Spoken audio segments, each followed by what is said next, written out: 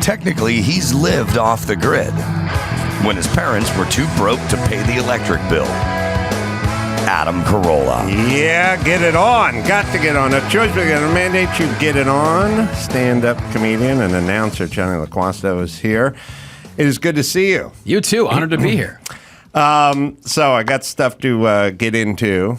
I don't know if you've seen the whole Letitia, or sort of Tisha. Just Tisha. I've only watched it 5 or 6 times. Tisha Campbell thing. I realize I blacken names too easily now. I do the law with the chick. I was reading a story about a black DA in like D.C. I'll screw up a few things, but his name was like Jason Whitman, but it said DA. Jason Whitman. I was like, the Jason. Jeez, they're blacking up everything. But it was DA. Yeah. We got to, we need to fix the push and the pull. They can't start with the first two. And the Republican and the representative, the REP thing always screws me up because I see RE and I'm going, oh, that guy's a Republican. It's like, no, he's a Democratic representative from Illinois. But anyway. That's the least of our problems in the government. It probably is.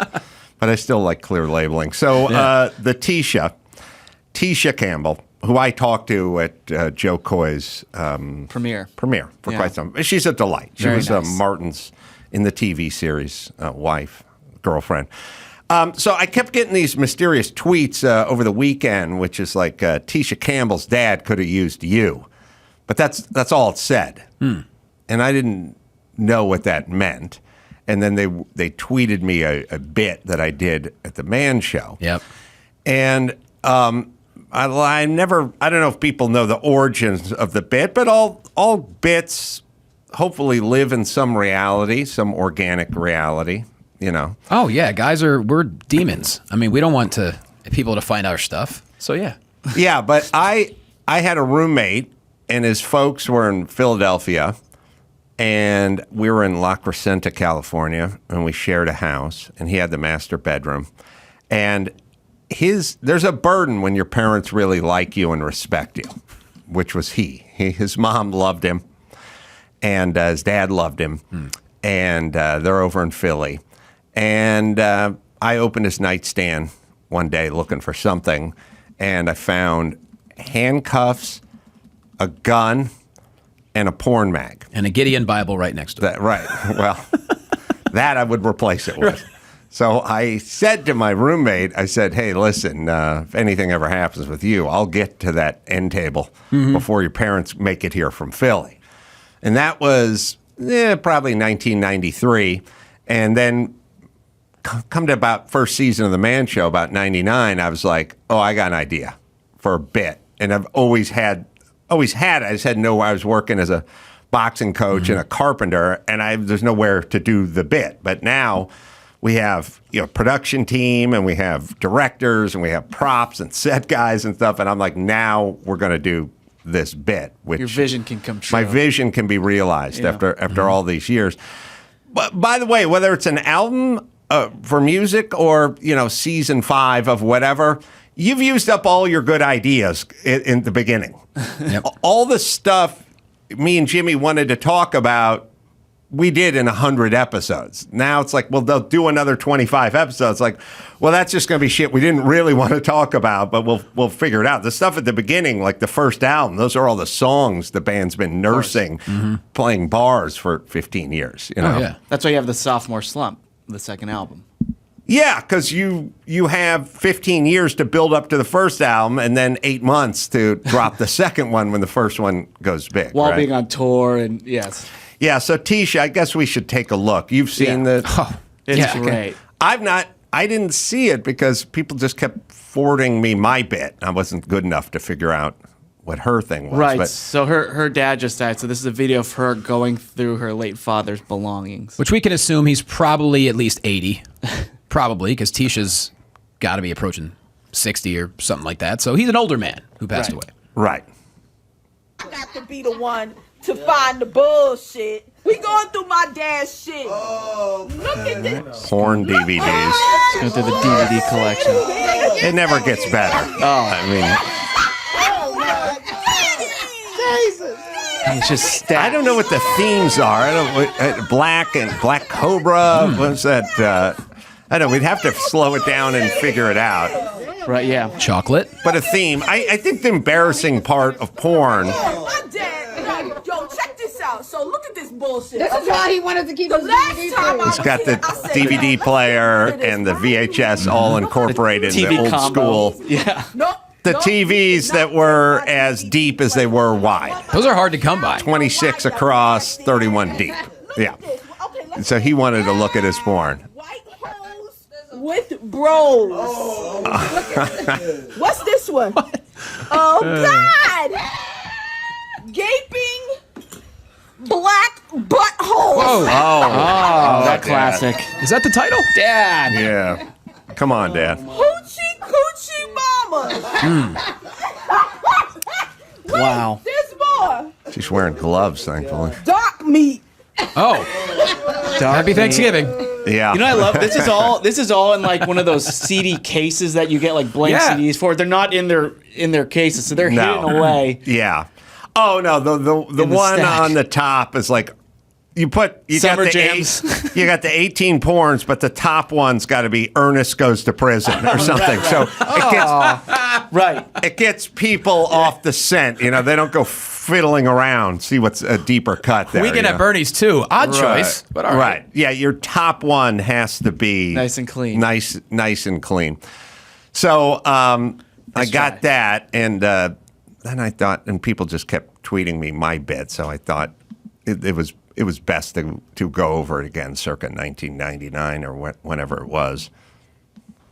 You know, sometimes the unthinkable can happen. Go.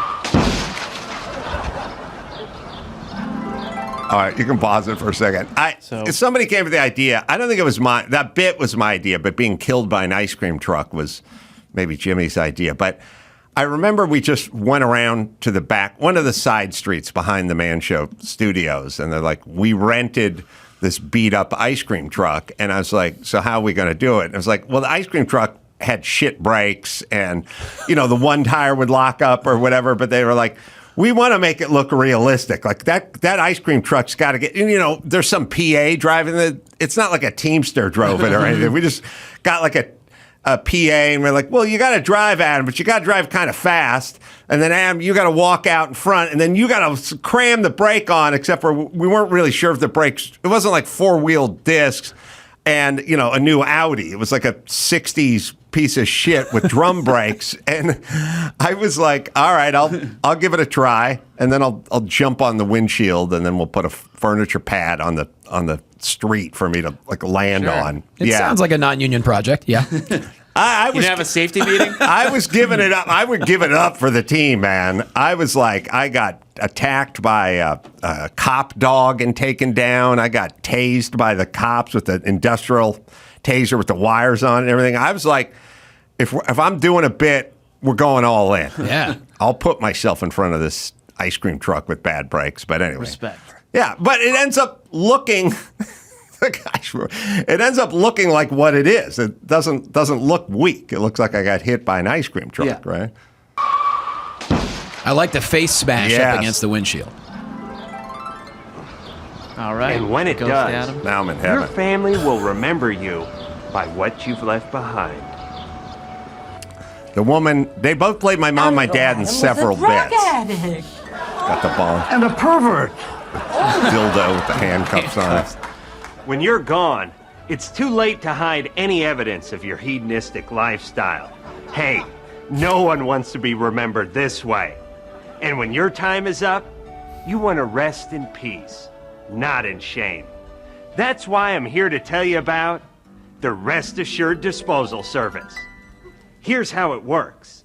Seconds after your unexpected I love the B-roll of this call sign. Oh, yeah, B-roll. Alerts our dispatch unit. In and out in 5, let's go. Our expert team of disposal technicians immediately converge on the premises to confiscate all your intimate possessions. New guy that way. Let's go. Go, go, go. Contraceptive on the table. Let's move, gentlemen. The Get goats. that goat off the bed. And no stones. The goat was Kevin and Bean. It was Bean of Kevin and Bean's goats. Oh.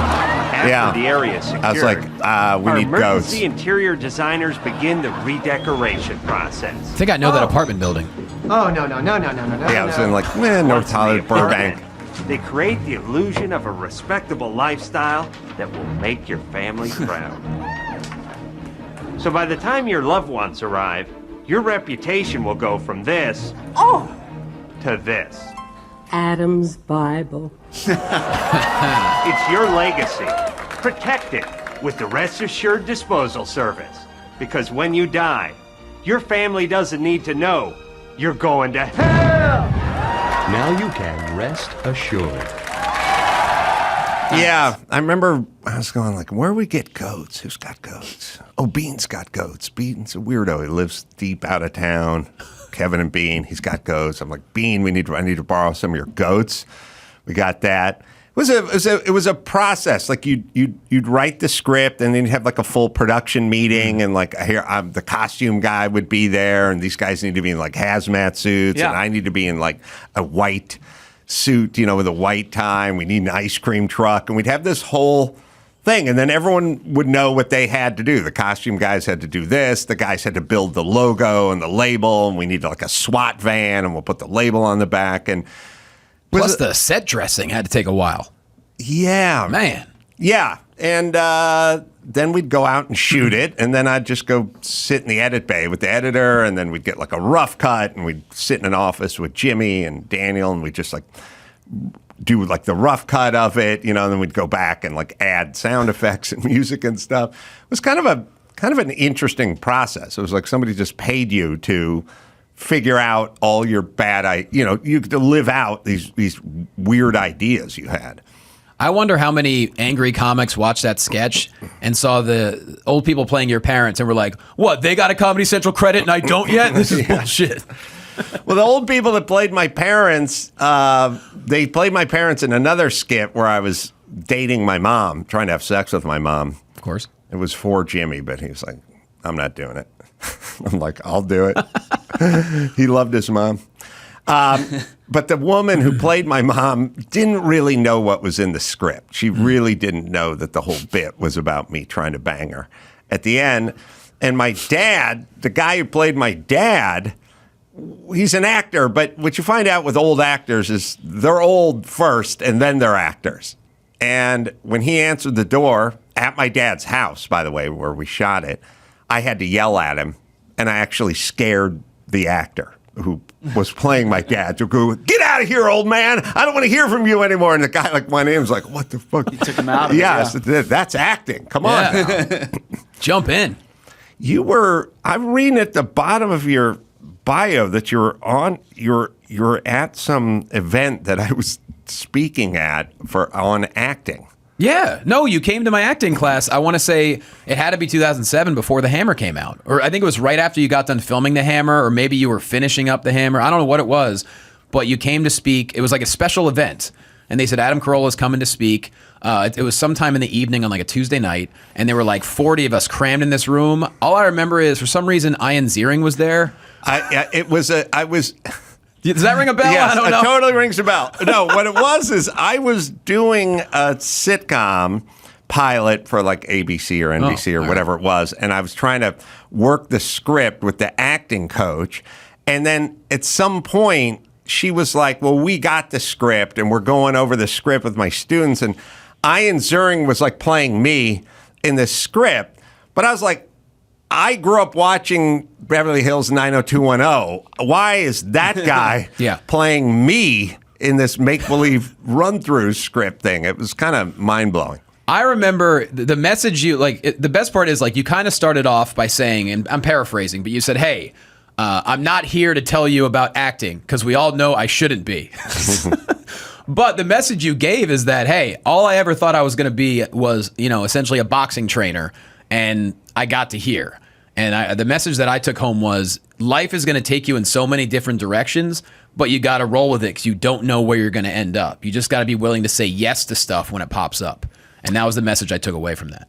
Yeah, I had another full circle weird timing thing with that, which is I was at Bryan Cranston's poker tournament yesterday, his charity poker tournament. And I wish I was better at poker. Was one of the takeaways from that. I won a couple of pots, hung out for a few hours.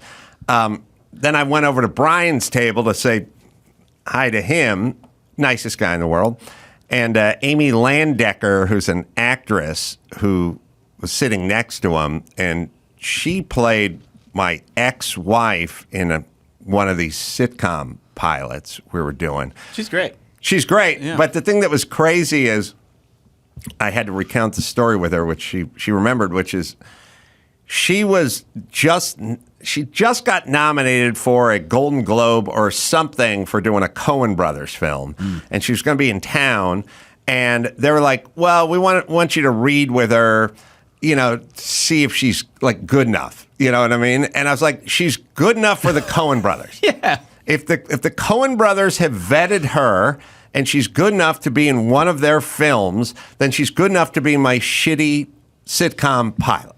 And they're like, we still want to get a read with her. And I was like, wow, there's no points that can be accrued in this town, which is weird. It doesn't really, it's kind of like woke points. It doesn't matter how much you do in the woke world. You slip up one time. Done.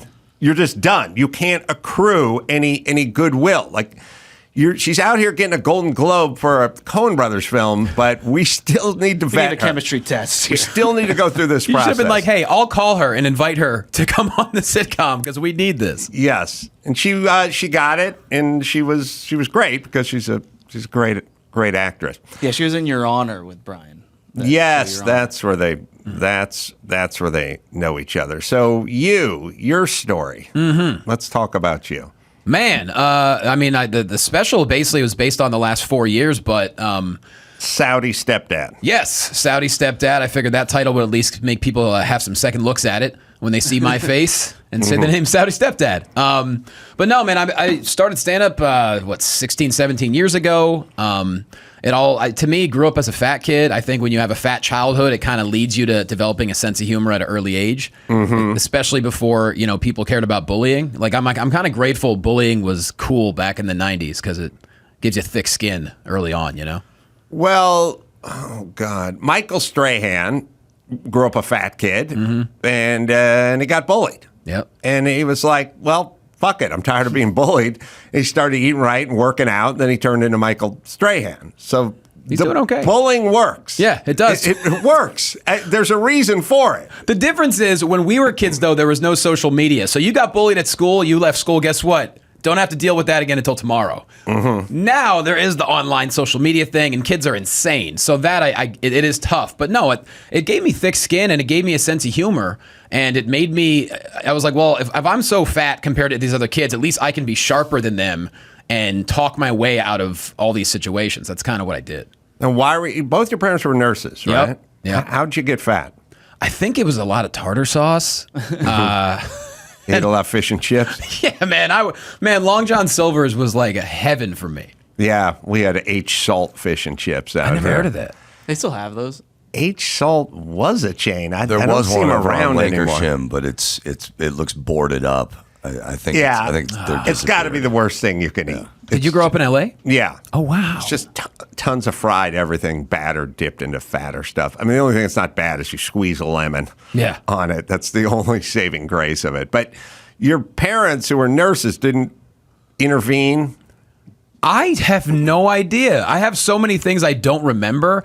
But I remember when I did go to Long John Silver's, I was allowed to order a 3-piece chicken and more and add 3 pieces of chicken. And as like a 6th grader, I would scarf it down with about 7 to 8 tartar sauce packets. Right. Which is enough saturated fat for, an entire week, I think. So you did tartar on the chicken. Oh, yeah. Tartar on everything. Fries, I'm you on name board it. with that. That sounds good. You can't go wrong with tartar, but I think ranch has now usurped tartars, the new. People love ranch. I don't know how we're going to wean people off of ranch. I don't think there's any new sauce that's going to top it. When I was a waiter at TGI Fridays, I always ran out ranch with the entrees because I knew they were going to ask for it. But we're going to have like a Betty Ford clinic for ranch addiction. Like every person under 20 is fucking addicted to ranch. Oh, yeah. We're just going to have to put them. I was just thinking about, I don't know why I was thinking about it, but they need, those backpacks, the camel humps, with the straw on it. We're just going to fill that with ranch before the kid leaves the house, and he can have a little hit before he gets the French fry. Or they're now running commercials for like Pizza Hut where you're supposed to dip the pizza in ranch. Like there is just nothing we're not going to dip into ranch. Stuffed crust ranch pizza. Why not? Yeah. It's funny too because like I would always say like ranch is a white people. White people love ranch, but my 3 kids are Arab. They love them some ranch. So I don't know. Maybe it's universal. So you're Arab. I'm not. But you're. My wife is, and now my kids, the stepkids are. But now they're my kids. So yeah. Yep. But your father or your stepdad, sorry. Yeah, I'm technically the stepdad, but they're under my roof and I treat them as my kids. So yeah. How's it going with all the craziness in that region of the world? I mean, it's hit our house really hard because my wife grew up seeing what happened over the years. So it's one of those things where like it's really it's bothered all of us, and so the kids, they don't really, they make sure to not talk about it at school because you don't know who's gonna be upset and things like that. And her and I talk about it, and we both have our opinions about it, but at the same time, I don't know what the answer is gonna be. Where's she hail from, or where's her family? She's from Saudi Arabia. Oh, yeah. I wish I knew more about that region of the world. Although it's weird, from 0 to 30, it just never came up. It was all sort of Eurocentric. Yeah. Little Japan, Mexico talk sprinkled in. I'm with you. Never, like, I've never said, oh, you're from Qatar? Qatar? Like, yeah. I wouldn't even, I was like, how did this I didn't know the front of the news? I was like any American. I didn't know much before I met her. And over the past 3+ years, I mean, this is before this even happened, the past month. She would educate me on things in the Middle East and everything. And I got to know about what was actually happening over the past 75 years. And she's educated me on it. I've done my own education on it. And you kind of see what's going on. And it's sad because I think in America, we're conditioned to have like side versus side, like in politics, it's like, are you Democrat or Republican? It's like, it's not like, I think if you're someone who is like fully supportive on everything on one side, it's like, don't you think for yourself a little bit? You know what I mean? Like, yeah. And with this, it's very murky, but we're at the point now where it's just, I mean, come on, man, like 10,000 people are now gone. And, I don't want to get too, this could be a topic I could talk for 2 hours on. I don't want to get too far in it, but I'm glad that a lot of people are realizing that this is not a religious thing. To me, it's really humanity. It's like, just look at what's happening. And I'm glad a lot of people are speaking up about it. So. Well, I'm standing by my Jews need to move to the Baja Peninsula because that's the only thing that's going to make it end. Dawson, you went to the hospital and your brother cleaned up your apartment? Yeah.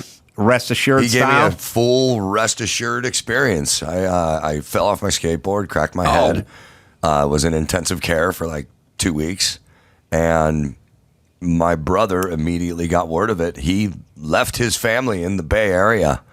He drove to San Diego. Did he leave your DVDs for you? He hit everything. Okay, good. What'd you have in there? Like 6 bongs. Couple of skateboards. 6 bongs. You never know. White hose with bros DVD. Weed everywhere. And yeah, this was back in the time when porn was on DVD. So yeah, there was a fair amount of that. You know what I think? Can you guys tell me? You guys, let's see if we can drill down, pardon the pun, on the porn here for a second. Yeah. I think what you got to do is the idea that you consume pornography, that's pretty ubiquitous, and we're past the judgment stage on that in our society. Sure. Dudes watch porn, women watch porn, like people watch porn. So you can no longer kind of go, oh, look at this guy, he's looking at porn, or he saw porn or something. That's no stigma. Porn stars anymore. Are crossing over to the mainstream sometimes. Absolutely. But I think the embarrassment comes in the genre. Sure. Of porn. That's where they get you. You know what I mean? When they find out you're into the milking and popping ones, or the big black dong ones. I'm not sure what the popping one Asian. is. Oh, you got to check it out. I hear people talk on the street. I don't know myself. All right.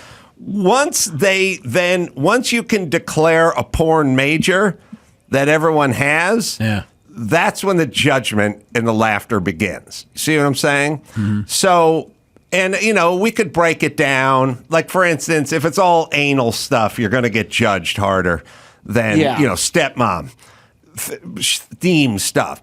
So what you need to do is I think you need to take your porn collection or your browser history or whatever it is, or your DVDs, and you need to throw in a couple of middle-of-the-road porn. Missionary porn. Just sort of basic porn. Amish porn, yes. Couple of classics, a Debbie Does Dallas, you know what I mean? Just a You're couple in it for the art.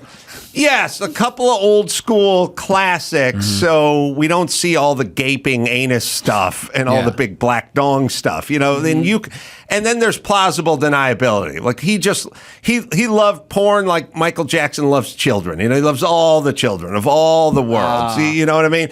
You got I think you got to get a Debbie Does Dallas. You got maybe a Deep Throat. Like, you got to get a couple of iconic classics in there, sprinkle them around, and then just some basic porn. And then maybe throw in a couple of John Waters films. Borderline. Maybe you're some avant-garde process or something. Yeah, you throw in. He likes Divine? Whoa, he's okay. Yeah, because if it's all he, she, chicks with dicks and stuff like that, there's going to be a lot of judging. That's what I'm saying. Sure. So sprinkle it around. I mean, this is tantamount. I mean, on a tangent. I had another invention. I don't think we ever did it on the Man Show, but I had an idea for condoms that had a birthmark built into them. I can see that working. Because later on, when you get accused of something, the chick's going to say he had a big birthmark on the right side of his hog, And then you pull your chunk out in court and go, hello? The birthmark should have been in the face of someone as well. I was thinking Abe Lincoln. Yes, but perfect. not too on the nose. No. You're not like smoking a pipe or anything. It just sort of looked like a potato chip Slightly looks like Abe Lincoln every once in a while. It's the Shroud of Turin on the right side of your penis. Yeah, just something that she could go, I know this guy's dick because he had a very distinctive birthmark, which is built into the underside of the condom. Exhibit A. It's not going to. No, you can't hold the condom up. Oh, okay. I thought that was the that's the evidence. No. Oh, okay. No, you're screwed. You pull the condom out. That's a smoking gun. She only sees the dick with the condom on it. Right. She sees the birthmark. Later, pull the hog out. It's squeaky clean. There you go. No birthmark. Not the father. No conviction. Am I right? Yeah. It would work. All right. Take it to Maury Povich. Dad, Birthmark. Tisha is 55 and her dad was 75. So He's a freak. yeah, but how?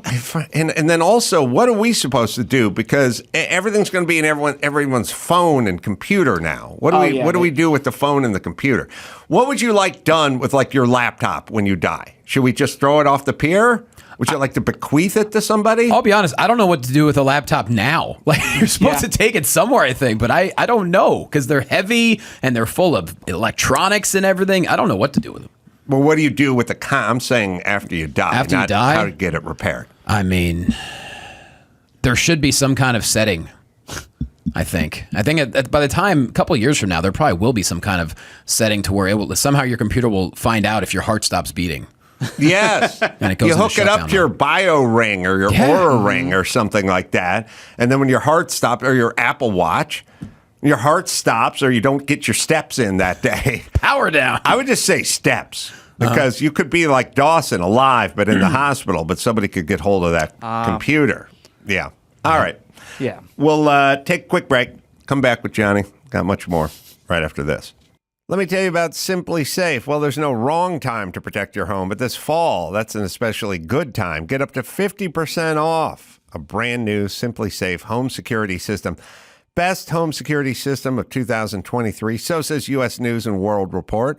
We all use it here. They've been sponsors for, over a decade. Peel and stick. Stuff's up in half an hour. Design your own system online. Batteries last up to 10 hours, or 10 years, I should say. No pulling wires, no muss, no fuss. 24/7 professional monitoring under $1 a day. Half the cost of traditional home security systems. Money back guarantee, 60 days, risk-free. If you don't love it, return your system for a full refund. And for a limited time, save 50% off of any new system with a Fast Protect plan. So go to simplysafe.com/Adam. That is simplysafe.com/Adam. There's no safe like Simply Safe. Blinds galore. They're having their Black Friday and Cyber Monday sale. It's right around the corner. Check out blindsgalore.com today so you'll be ready when these huge sales start November 21st. Give any room an incredible makeover with custom blinds, motorized shades, shutters, even drapery. I just did another set of the motorized shades. You have a remote. It's beautiful. Battery lasts forever. It's just, you owe it to yourself. Family owned and run company. It's been over 25 years. They've been doing it. I think some other daughter team out around San Diego. And you can do it all without leaving your house. You just take the measurements, customize it, do it online, see exactly what your blind or shade is going to look like on screen before you buy. And you can get up to 15 samples for free. So you get the exact color you want, save a ton compared to big box stores on custom products made just for your window. It's blindsgalore.com, right, Dawson? Blindsgalore.com makes it easy to get the custom designer blinds and shades you've always wanted in your home. Order your free samples so you're ready for their huge Black Friday sale on November 21st when everything will be 50% off. Visit blindsgalore.com today and let them know that Adam sent you. That's blindsgalore.com. Because, you got to challenge yourself. I tried doing that. I ran my first ever 10K a couple of months ago, right? Yeah. 10K, 6 point whatever miles. I'm running at what I think is a good pace. I'm feeling confident about myself. And then out of nowhere, I get passed by a dude pushing a baby stroller. And it wasn't like subtle and polite, like, hey, good morning, couldn't find a sitter, haha, woo. No, it was abrupt and demoralizing, like, sorry, bro, we're late for father-son CrossFit, parkour. So the whole rest of the race, I'm feeling like a loser. I finally finished. I walk to the parking lot, and I see that same guy bouncing his baby up and down. The baby will not stop crying, right? And I hear the guy say, oh, I wonder what he's so upset about. I'm like, maybe because you took him bobsledding. Without his consent. And eventually that kid's gonna become an adult and wonder, why do I cry every time I watch the film Cool Runnings? Jonny Loquasto is on the Adam Carolla Show. So, Johnny's got a special. It's on YouTube, and Saudi Stepdad is available. Yes, Wherever sir. Find the finer. Where'd you film it? At the Rec Room in Huntington Beach back in June. The Rec Room. Yeah, little room. I think like 125 people packs the place. It's kind of got like a cool living room environment to it. Perfect place to film. So it was awesome. I got, I don't know if you guys feel me or not, but I went to, let's see, I drove an electric car to Vegas. So I had to stop in Barstow. Oof. And I sent you a picture, Chris, I think, of the kids section, the store in the kids section. I think you got it. Yeah. Somewhere. But there's a couple things going on simultaneously. One is I tried to buy some booze. It's all locked up in a cage now. You have to go find some booze ambassador. It's never the person closest. The employee closest doesn't have any jurisdiction over the booze cage. Condoms, too. They're locked up now. Everything is locked up. Yeah. Right? So you always talk to the first person. You go, you got the key to the cage? And I go, no, that's Ralph. We got to go find him. And then you got to go find him. You feel like a total alcoholic at that point because you're following someone around trying to get booze. And then he goes, all right, I'll unlock the booze cage. And you go, fine. And then he'll go, I'll see you up there. I'll see you at the counter. I'll see you at the register. And I'm like, how about you just hand me the booze and I'll put it in my cart and then I will finish shopping here. And they go, no, it's going to be at register 8. I'm like, oh, man, this is a dance. Now, then you get your own box at register 8. You get your own, like, mail, how they would carry mail around. Like it's got a bottle of vodka and a 12-pack of beer, and it's just sitting at register 8. Now you're weirdly committed to register 8, even though register 7 doesn't have many people in it. But I don't know what the protocol is. Do I go to register 7 and then tell them to transfer the shit? we're coming undone as a society. Is what I'm saying. They have to lock shit up in a cage, and by the way, shouldn't the keeper of the cage shouldn't be a sort of case by case basis in terms of who you hand the booze to? Like when you see young punk with the teardrop tattoo, then put his shit up on register 8. When you see beleaguered middle-aged taxpayer dude with the Audi key fob hanging from his, don't you just give him the $13 worth of vodka? Clearly, this man needs this booze. Trust him. But I'm not making a break for it. Yeah. You know what I mean? I'm not going to go to the bathroom in the back and butt funnel 750 milliliter vodka. Like, I can be trusted. Look, what's in the cart? I got some painter's caulk in here. I got some underwear. Look, I'm a good citizen. Mm-hmm. I want to be profiled. Is what I'm saying. Like we can't profile. I would like to start being profiled. Like, I want this guy to open the booze cage and go, I profiled you. Yeah. You take the booze you want, put it in your shopping cart, and go to whatever fuck cash register you want because I trust you. It's a great store where you can get booze, painter's caulk, and underwear all at the same shop. Oh, my God. Good store. And I don't want to tell you how I combined them when I got home. But that was a hell of a night. Yeah. You didn't get any work done around the house, but you had a good time. Do we have that? I took a picture of the kids' thing, which is, all right, this is the problem. This is like the girls' clothing section. The girls' clothing section has a sort of one of every nationality picture, 5, 6 chicks up there. Everyone has to be represented now. Yep. And then a big thing in between it that just says justice. Is that a girl's name, maybe? Justice? Da Justice. Yes. La Justice. And everything says justice on it, as if that's getting us any closer to anything as a society. This is the problem. This is the problem of these. This is a self-esteem movement in full effect. This is a bunch of 9-year-old girls wearing shirts that say justice on them, going to the Million Woman March, and they don't even know what the subject is. And it only costs $5.98. Right. You could fix everything. Justice is a girl's brand. Okay, worse. But I think it was like before all this stuff. Like, I think it's like an old school. It goes back to the 40s? No. What? Flappers were wearing justice. You don't remember that? Come on. Yeah. No, Rosie the Riveter wasn't wearing justice shit. Okay, I don't know what brand that was. Yeah, I don't know. I've seen this logo before. I don't know why it's well, the movement's, full 20 years in now. Like, we think everything is, sort of post-COVID or something. This shit's been going on for a while. I just don't like it. And then I happened upon a Sports Illustrated calendar. You got that? They still have calendars? At the Barstow Walmart. Wow. They do. And the chick on it was fat. That was the cover.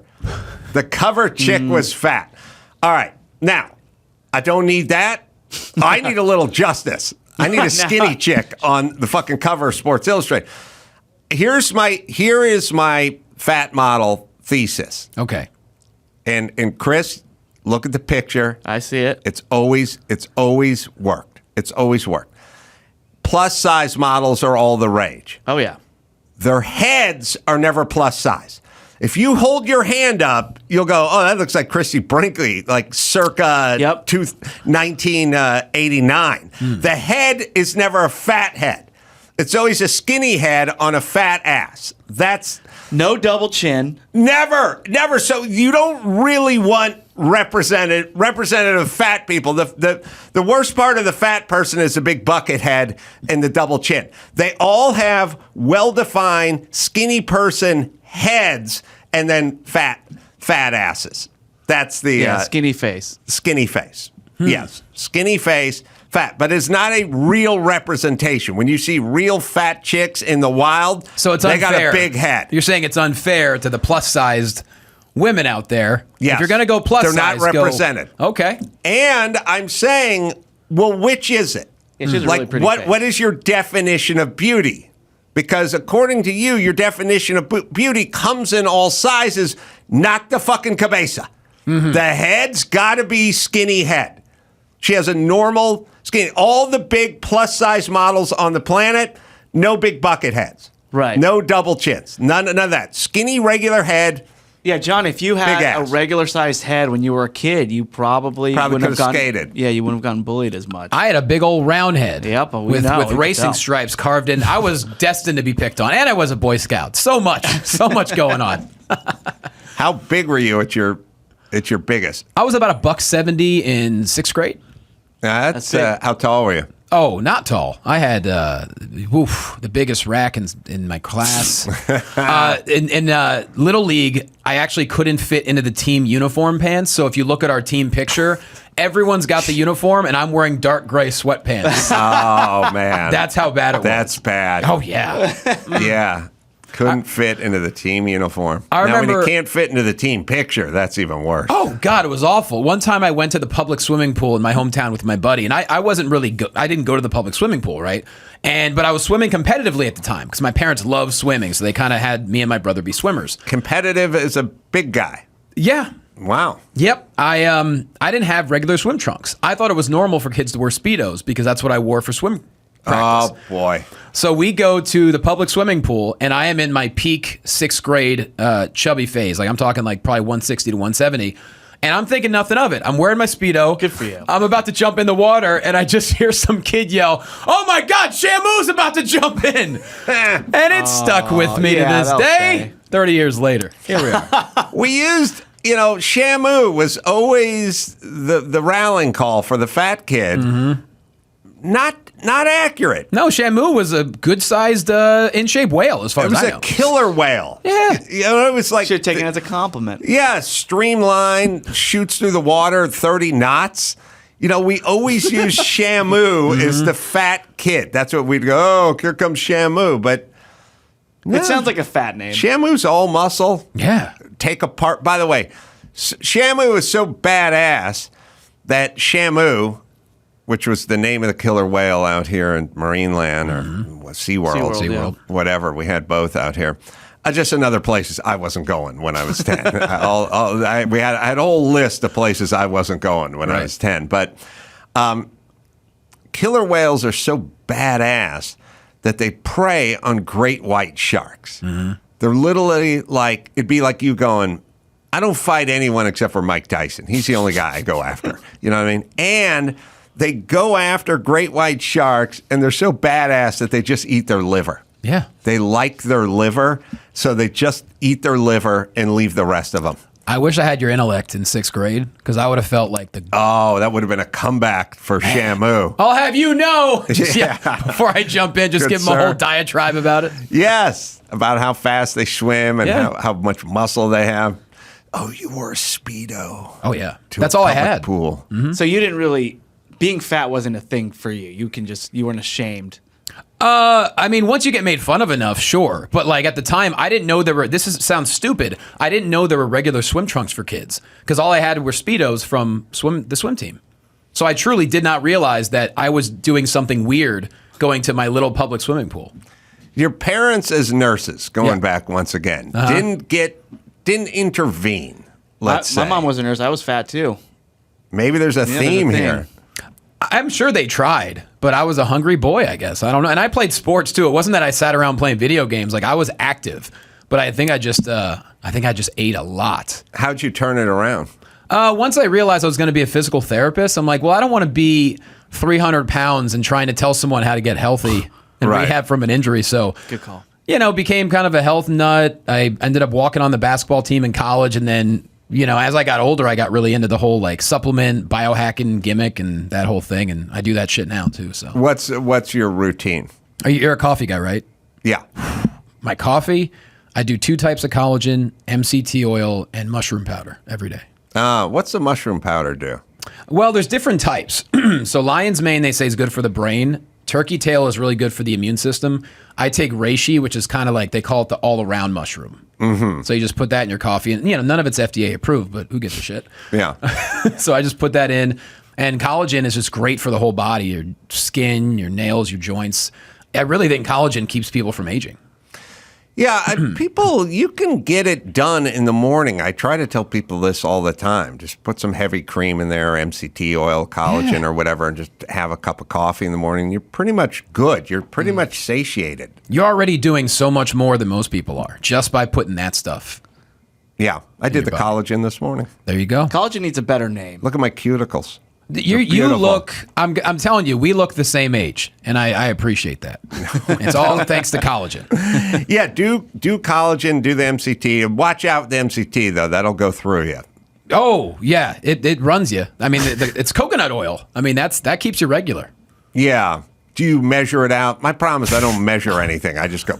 I don't have time to measure. Right. Just throw it in. Just put a dollop of ranch dressing on top as a floater from my backpack. Yes, from your camel.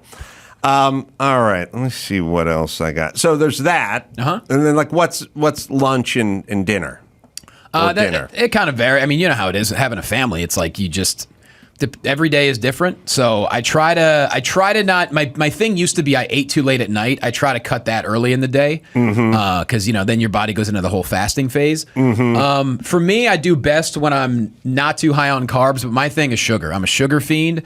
So if I stay low on sugar, I feel a zillion times better and I don't gain weight. But the hard part is not having sugar because sugar is awesome. Well, once you get off it, you can get off it. It's like once you get onto it, it's hard. So hard. And Chris, your kid's not old enough yet, but wait till they get into the shit food, and then you got to deal with it. I had twins. All they did was pack empty carbs into the home and just by the fucking piles of it, and you just open that fridge. And listen, I don't want to speak for you guys, but I am perfectly capable of sitting around bored at night, feeling a little hungry, and not ordering a pizza. Hell yeah. I'm perfectly capable of that. What I'm not really capable of is opening the fridge and seeing a pizza sitting there that I paid for that nobody else is going to eat. And it's going to go bad. And it's going now. So what do? That's why when the kids were like 9, I used to come in here with piles and piles of carbs and pizza and stuff because that's all they had. That's all that was in my fridge. And I didn't want to eat it, but I couldn't throw it away. Right. Yeah. So I had to bring it in here, and I was like, you guys. Were You're your motivated kids to eat, other than hunger. Were your kids more into carbs or sugar? I think they were carby. Yeah. I think most kids are pretty Carbs taste so carby. good. And I definitely have, I can get past the sugar. The carbs that's the harder. That's the tougher putt for me. But my kids, and also they just kind of go their own way. Like my daughter just eats salads and salmon and healthy and just does it. She just grew into a healthy diet person. You set a good example for her. That's why. I'm surprised with how much you hate Listen to me. waste, how you can still turn away food. Because I have trouble letting food go to waste. I'll eat it because I don't want it to go to waste. And I can turn it away, but somebody has to eat it. Yeah. oh, sure. That's the whole thing. I will give it away. If someone's working at my house, I will show up with a bucket of food and go, you got to take this, Roberto. Like, this is for you. Which goes back to the Sports Illustrated thing. The whole thing, like dad bod, the label that we get, I don't think it's necessarily men's fault because once you become a provider for your family, you get food. And what are kids really good at? Saying they want something, then deciding they don't want to eat it. And as dads, we don't want to let it go to waste. That's right. Oh, my God. So we're going to eat it. I call it no buffalo wing left behind because we are not I'm not going to let stuff sit there. I'm eating it and then, oh, shit, I shouldn't have eaten that. Yeah. Yeah, it helps. What'll help if you have a 110-pound lab that'll eat anything, that would help me. If you have help, you need a poor person around your house. The poor person will mule food back to their poor apartment. Mm-hmm. You can always hand it off to some. If you have like help, like when your kid gets to an age and you have like a nanny or help or part-time help or something, it's like, Delia, before you leave, take all this shit. Take all the carbs that everyone. And also, there's an attitude that's prevalent now, which is when I was a kid, if you bought 1,000 pizzas, then you would eat pizza for the next 1,000 nights. Hell yeah. That's how it worked. Kids now, I'm like, they're like, oh, what are we doing for dinner? I'm like, what are we doing for dinner? You have 7 pizza slices. Oh, we ate that. No, we did that last night. We did pizza. We did Long John Silver's Tuesday. We can't eat there on Wednesday. It's like, you can? I would eat there every day if I could. You know what I mean? Like the proclamation has come down, which is we cannot eat the same thing. That's got to be a uniquely American It thing. is. I don't know. Thailand can't go, we're not eating Thai food again. Like, that's what I would say all the time. And all these other places, that's all they do is eat the same shit they ate because they're eating Thai food every night. Your thing is, we had Thai food last night. Now we have to have Italian food. I'm like, but what if you're in Thailand? I don't know if it's uniquely American. Maybe it is, but I mean, our kids hate leftovers, which means I have leftovers for 4 straight days because I don't care. If it's there, I'm eating it. I'll try to do it gradually, but yeah, they don't like the leftover thing for the most part. I don't know if that's a modern thing. It's a first. Maybe it is. I don't know. It's a first world thing. I guess We're not eating pizza 2 days in a row, or we're not eating leftovers. That's just I don't know. You know what? Leftover needs a better name. I think you're right. It sounds, first off, sounds a little political. I'm not down with these lefties. True. You know what I mean? Fuck the squad. I'm not down with their leftovers. It needs, and doggy bag doesn't help. No, God, you know, but between the doggy bag and the name leftovers, your kid's out. Yeah. You know, we need we need something like Yesterday's Scrumptious or something that's got a little more of a Extra positive. meal. Like they don't say used cars anymore. They go, you want a previously owned car? Because used sounds like a condom with a birthmark on it. Like used, they don't like the name. It's the same car. Why does that car have Abe Lincoln's face on it? That's right. We need previously owned. bonus food. Bonus food. Yeah. Yeah. The point is between the doggy bag and the leftovers, it sounds it's pretty close to sloppy seconds. And on top of that, you ever get surprised that you have leftovers you forgot and you open the fridge, you're like, yes! So there's got to be a surprise element to the name, I think, too. Fridge surprise. Something. Yeah, the problem is it's a little before your time, but the punchline to jokes were like, when your wife couldn't cook in the 70s, is, oh, we're going to have tuna surprise. Oh, right. Again, remember that hackneyed joke? Something casserole surprise, you know? Yeah, it's always a casserole. Yeah, so it's a doggy bag and it's leftovers and they don't do it. Now, my feeling with leftovers was like, not only if I had Chinese food leftovers the night before, I didn't even wait till the following evening to eat it. I ate that shit for breakfast. Of course. Like I would just get up and eat the pizza or whatever was left over. Yeah. It's the best way to start your day. So your kids don't go for that. They're not big on leftovers. We mostly do the Mediterranean style diet. Like I'm big on that, like kebabs. And I learned so much about all this great food I didn't know much about prior. So now, I mean, it's I love it, man. Like lamb and beef kebabs and chicken kebabs and manaish, which is basically like pizza, but it's like a Middle Eastern style. Oh, it's the best, dude. Yeah. So good. Yeah. We're in the hub of it right now in Glendale. This is the Kebab Central here. That's right. Yeah. I forgot about that. All right. We'll take a break. We'll do some news, and we'll get into that right after this. Hey, I don't know if you guys know, but it's See Better, Drive Safer month now at O'Reilly Auto Parts. They have put a spotlight on items to help you see the road more clearly. All month long, receive gift cards after rebate on select wiper blades and bulbs. If your wiper blades are streaking and smearing, well, they're worn out and they need to be replaced. But good news, you can get up to a $20 O'Reilly gift card after rebate with purchase of select wiper blades. The professional parts people will install your new wiper blades and they'll do it for free. See the road better with new bulbs? Get up to a $15 O'Reilly gift card after rebate with the purchase of Sylvania Silver Star Ultra or select ZXE twin pack bulbs. They'll even help you pick out the right bulb for your vehicle. Visit your local O'Reilly Auto Parts store for details. O Rewards members receive 2 times O Rewards points on select bulbs and up to 4 times points on cleaning supplies for your vehicle. Don't miss the See Better, Drive Safer month now at your local O'Reilly Auto Parts store or shop online at O'ReillyAuto.com. It's time to check Adam's voicemail. Eighth man, a couple things to add to your list to do before you die. One, have a job like a detective where when you answer the phone, all you have to say is your last name. Two, and this could actually be something that's done right after you die, or you could do it, stand mysteriously like 50 yards away from someone's funeral wearing all black with an umbrella. It's going to be raining that day. And everyone wonders, who is that person? Get it on, baby. You can leave us a message at 888-634-1744. Oh, yeah, the mystery funeral attendee.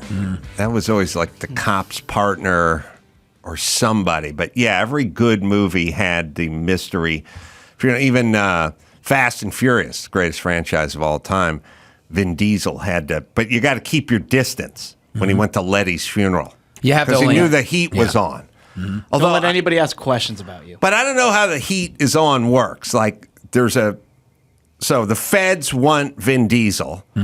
Letty's the love of his life, and she died when the car blew up. Now he's going to go to the funeral because he loves Letty, but it's crawling with feds. Of course. So he stands 60 feet away. I don't think that would do it in terms of like, first off, I feel like he would stand out more. Like, what is the one bald-headed guy with sunglasses see 60 standing feet away, yeah. 60 feet away? Yeah, you'd stand out. You're calling attention to yourself. Yes. Why not go later after the funeral? You have your own private time, and there's no feds crawling around. Well, I think they put him in the ground. Yeah, you got to be there for. Good point. You got to be there before they go in the ground. Whatever happened to the good old-fashioned disguise? You're bald. You can wear any wig you want. That's true. Groucho marks it up. Yeah, put on a nice big Groucho, or put on a Harpo wig and a monocle. Go as the Harpo feds- and Groucho. And the feds would never catch you. You go as a woman. What do you mean? You guys are. I don't know if Vin could pull that off. Well, maybe now. All right, what do we got in the news department? All right, so I want to hear your thoughts on San Francisco. It's been cleaned up, right? They're welcoming the Asia Pacific Economic Cooperation Group this week, and Xi Jinping, the Chinese president, is coming over. So all the homeless encampments have been cleaned up. Gavin Newsom also had some barricades erected and fencing erected. He Fences don't work. Well, they're saying it's to protect Xi Jinping from protesters and things like that. Yeah. But a lot of people, including San Francisco residents, are saying, whoa, we could have done this the whole time? Yeah, Dr. Drew, I talked to him today, was pretty rip shit about this. Like, if you're a small business owner in San Francisco and there's guys just in their own flop hanging out in the front of your barber shop the whole time. Okay, so there's two things when people do things. Your first blush is like, oh, good, you're doing something.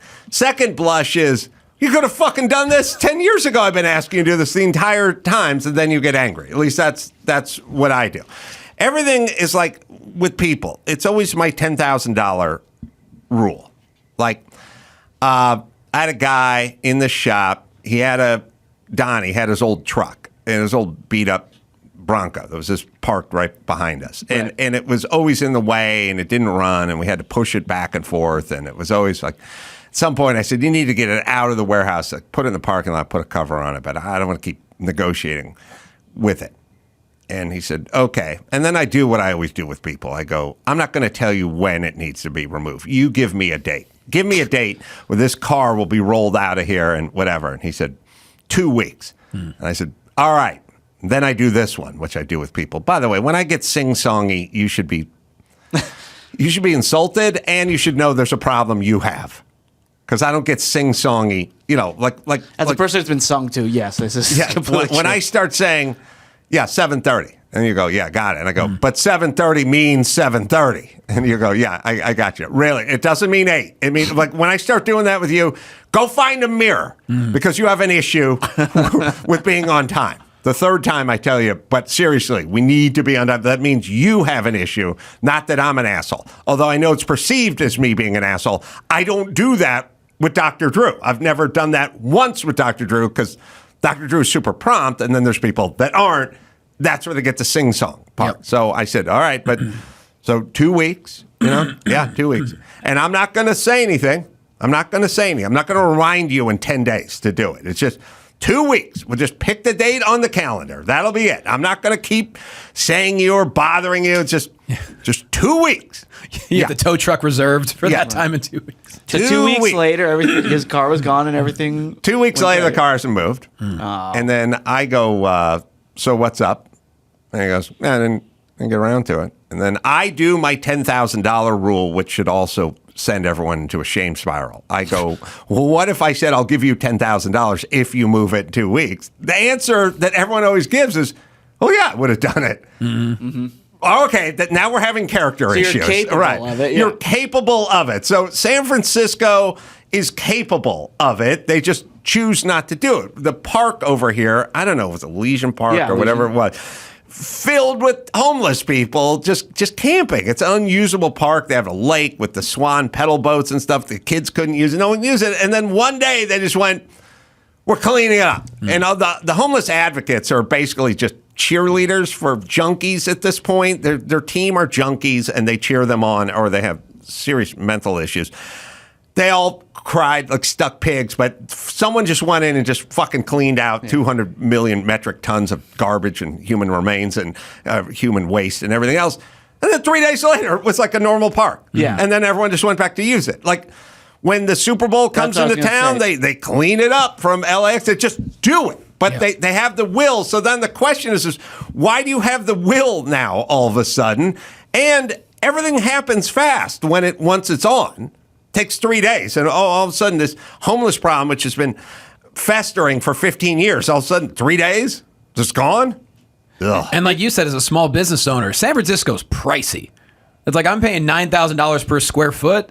I want to have my place look nice. So I mean, I didn't even know this was happening. So I wonder how long it'll last. That's the question. I don't know. I doubt it'll last very long, only because we've done this before in LA, like for the Oscars, for the Super Bowl, and it just goes right back. They just had a huge fire on the 10 the 10 freeway with homeless encampments and stuff out here. Well, they're not the media, and nobody's saying that it was homeless encampment. No. It's a pallet fire. There's a pallet fire. Right. We had a lot of huge pallet stores. Yeah, who started the fire? What was burning? I saw a bunch of tents under there. Even Give me major a fucking break. Major news networks like KNX 1070 radio. Yeah, used to be on the news. They're saying now we're questioning if we can store pallets under the freeway. Well, you can if you don't have junkies trying to light crack pipes on top of the pallet. Not one mention. Not one mention. It's very weird. I mean, these things had to be lit on fire. Was it one of those spontaneously combusting pallets, though? Yeah. The ones that take the Home Depots down. You got to mark those ones. Yeah. So the 10 freeway, for those who are not in California, it's like a major artery in Los Angeles. Driving, right? Like, oh my God! It's a clogged artery. It's a clogged artery, but it's an important one. And a huge section of the 10 has burnt down to the point where the steel guardrails have been melted. And it's going to there is no idea of how long it's going to take to repair this. It's well, I'll tell you what happened before. This is another one of my fucking incentive things, which is my theme in life, Johnny, is I just want fucking incentive. But what I want is, you got 2 weeks to move your Ford Bronco out of my shop. Just pretend your word is worth $10,000. Yeah. Just have some fucking dignity. Just pretend that your word is worth something. You don't, the 10,000 without the 10,000 promise. 94 earthquake, big chunk of the same freeway, the 10, slightly different place, just came dislodged and like fell down. And everyone was like, oh, the major artery, the 10 freeway, it's going to, traffic, whatever. They got hold of the contractors and they're like, listen, how long is this going to take to fix? And the guy's like, I don't know, 30 days. And they said, look, I'll give you $50,000 for every day you come in under 30 days. Guess who had the shit fixed in 11 days? Right. Yeah. Because they were incentivized. Not the LA Unified School District is not incentivized. They don't care. They get paid. They don't care if everyone fucking fails. There's no competition. But the second somebody gets a little fucking motivation, hey kids, you want to go to Disneyland? Clean your fucking room. Then all of a sudden you get a clean room. And what we need as a society is a clean room without the Disneyland. But that's the problem. We don't have that. That's just something called dignity. And that's out the window now. And yes, the news is done, like judging. Nobody or wants saying, to touch it. Well, even the investigators aren't saying anything. Right? They're like, we'll tell you guys as soon as we figure it out. We gotta make sure this is. I've been in this city for 50 some odd years. There's never been a fire underneath the 10. I will until we got camps of homeless people. And by the way, there's precedent. Like, I talked to the guys in Malibu at the fire department. I'm like, what's the big problem now? They're like, homeless guys up in the hills starting fires. We've all seen it. I mean, as Yes. Californians, I see fires on the side of the freeway all the time that are homeless fires. Like, I mean, I understand that, and people who live near the area are also saying that was one of the biggest homeless encampments in the area. Yeah, So- but we cannot judge. There'll be no judging. Could you imagine whoever, maybe, let's say it was started by people, can you imagine their initial reaction when the whole pallet goes up? Like, uh-oh. Yeah. Just run away, and next thing you know, the tent is on fire. Like, Yeah. oh, I think we messed up. This isn't good. Whoops. Yeah, the homeless. And by the way, they're burning their home, but their home's just viscoing plastic and, a couple end tables. You talk to the fire department. I've talked to firefighters too, and the amount of homeless people that they deal with. Like, you think, oh, you're not just saving people from burning buildings and cats from trees. No, it's all day is just dealing with homeless people and taking them to hospitals and All right, and this too. LA's like one of these places where they're like constantly going, well, we need battery-powered lawnmowers because a regular lawnmower it puts too much into the atmosphere, and we need an all-electric school bus fleet by 2028. Okay, great.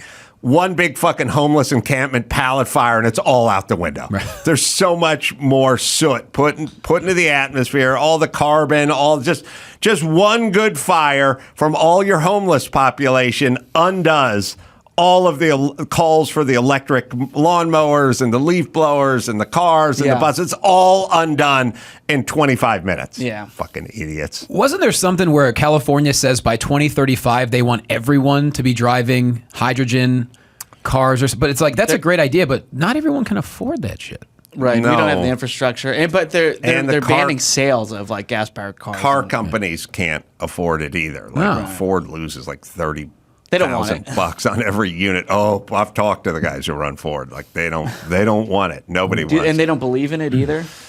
I think, as with everything, like, I drive an electric car now and I like it. Sure. I wouldn't have done it 10 years ago if you forced me into an electric car. Now there's just enough infrastructure.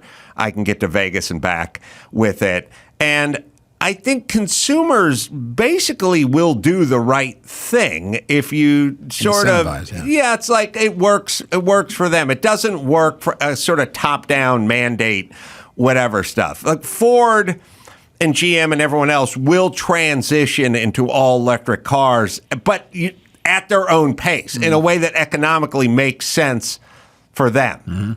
Yeah. Yeah. Well, anyway, we are under a state of emergency because of the 10 freeway right now, California. Did it affect you coming in? I got here faster because I went around it, and where all the traffic was clogged, I went back onto the 5, and it was just clear as day. So I wonder. I just was able to get around it today. I saw my second worthless. I have a total obsession with freeway signs, electronic freeway signs. Sure. Because I got click it or ticket, which is totally useless. Makes no sense. It's already built into the car. It's done. So it's 0 cents. And then there was slow for the cone zone, which I never liked that one either. Although they rhymed cone and zone. Yeah, we need rhymes. And then I saw one on Saturday, which ostensibly made some sense, but not really in a real world, which is just like click it or ticket. Obviously, your car is telling you to put your seatbelt on the second you get in your car. So by the time you get to the freeway sign, it's been 20 minutes. If you haven't if you hadn't heeded the calls from your own car's dashboard, you're not doing it at this point. But I saw this equally sort of useless one as I was heading down the 101, and I was heading toward like the Pasadena area, but it was branching off. Half the people go to downtown, half the people are going to Pasadena area. It said 14 minutes to downtown LA, which is like, all right, something, but doesn't everyone just have their phone and their nav and know exactly where they're fucking going right now? Like, didn't your Waze tell you how long it was going to take to get to downtown? And what does downtown mean? You don't just stop at downtown and get out of the car and exhale and go, I've now arrived. Finally. You're going to some restaurant somewhere on Hope Street or some event or something. So downtown's not going to cut it. Now, it's information. And look, baby steps. Right. It's something, but who amongst us, even the poorest, do not have the smartphone now and have not figured out the pilgrimage? Like they live in Reseda and they're going downtown and they're going to see something or go to an event or something like that. They kind of put it into their phone, right? Yeah, everyone's specific. Nobody just puts so it broad. The 14 minutes. Useless again. So no useful information. Like the streak is alive. I would think give a message that at least give them a chuckle, because like we're all miserable at that section of Los Angeles. So just give us a message like bless this mess or something that'll at least entertain you for a couple of seconds. Like sorry you're here, because that's a horrible part of LA no matter where you're driving. I suggested we just put the word floss on there, because who couldn't do with a little more flossing? 100%. Yeah. And for me, dance move, right? Flossing is definitely one of those I got to remember to do it items. It's not, I don't have an objection to it, but it's not also baked into my routine. But if somebody said, "Yeah, about a little floss," I'd be like, I did forget this morning. You're right. See? All right. What else? Well, Jonny, so I mean, we all know he's a stand-up comedian, but he's also he was a play-by-play commentator for the WWE. Oh, that's right. So you're calling a fight this month for Ronda Rousey, right? Like, actually, this Thursday, the 16th in LA. Yeah. It's her first it is on pay-per-view, so it's her first advertised wrestling event since leaving WWE. A lot of people didn't think she'd come back to wrestling because, she's got a family now and she's done anything. She's one of the most decorated combat sports athletes of all time, but she's doing this show. So, yeah. Who's she fighting, as if I'm going to know? It's going to be a tag team match, actually. Her and her best friend, Marina Shafir, they're two of what they call the Four Horsewomen. They will be fighting Athena, who is the current Ring of Honor Women's Champion, and Billy Starks, who, no joke, just graduated high school less than a year ago. She's like a wrestling prodigy. So it's going to be a tag team match in the main event for PW Revolver. It's going to be an insane show. Yeah. And men, too? Oh, yeah. That's just the main event. But, there's men and women. It's a who's who of wrestlers who aren't contracted to WWE because they're not allowed to do independent shows, but other companies are allowing that. And so this show is just jam-packed. I think it's all sold out. Ticket proceeds are going to wildfire relief in Maui, and it's going to be live on pay-per-view. So what about our wildfires under the 10? I think you and I have to create something for that. Create a Venmo for it, perhaps. Yeah. A lot of people have been displaced, but those people were displaced 20 years ago, so they're just going to have to move to another freeway underpass to live under. See what Ronald Reagan has in store for it. Let's see what happens. Well, speaking of fights, there's a big UFC fight over the weekend at Madison Square Garden. Right. And in attendance, Donald Trump. And that's right. And he was accompanied by Tucker Carlson. Yes. Kid Rock. Yeah. Dana White and Donald Trump Jr. Oof. I told you guys, Dr. Drew would always look at me because he knows I don't have a crystal ball, but I have a crystal brain. And I always know where everything's going. Sure. And he'd always said to me for 10 years, he's been going, where's this going? And I go, safe spaces and octagons. Half the country's going to worried about pronouns, and the other half's just going to an octagon. Like literally. That's just, there's going to be a whole new bro, dude, four-wheeling, MMA, rolling, jiu-jitsu. That's that whole group. Yeah. It's just going to be all those dudes are just moving to Florida and going, fuck this. This is the new world order. This is a crew. But what everyone's to see, there's a picture of Kid Rock, Dana White, and Donald Trump. But what everyone's talking about is a video of Donald Trump standing there, and behind them is Bill Burr sitting and his wife Nia is next to him, and she appears to be flipping off Donald Trump. And we could watch it here. There she goes, double bird. Meanwhile, Bill has no idea. Bill has no idea. Bill has no idea, but a lot of people are really upset with Bill. This presents a weird thing where does Bill have to explain himself or what's going on? No, but Trump didn't even see it either. He didn't see it either. It was lose-lose for her because Bill missed it and Trump missed it, but the camera didn't. Camera didn't, and a lot of people online didn't. Yeah. My feeling with events like this, as the husband, is, look, we don't need to go everywhere together. Like, this is going to be that event. It's going to be Dana White. It's going to be Kid Rock. It's going to be Trump. It's going to be this. And I don't know, when you do, like, you go to Color Me Mine with your friends to make an ashtray, I don't insist on going. It probably wouldn't be a good time for me. Sure. Maybe this isn't fun for you. Maybe hang in. But if anyone can turn this into a 20-minute bit, it's going to be Bill.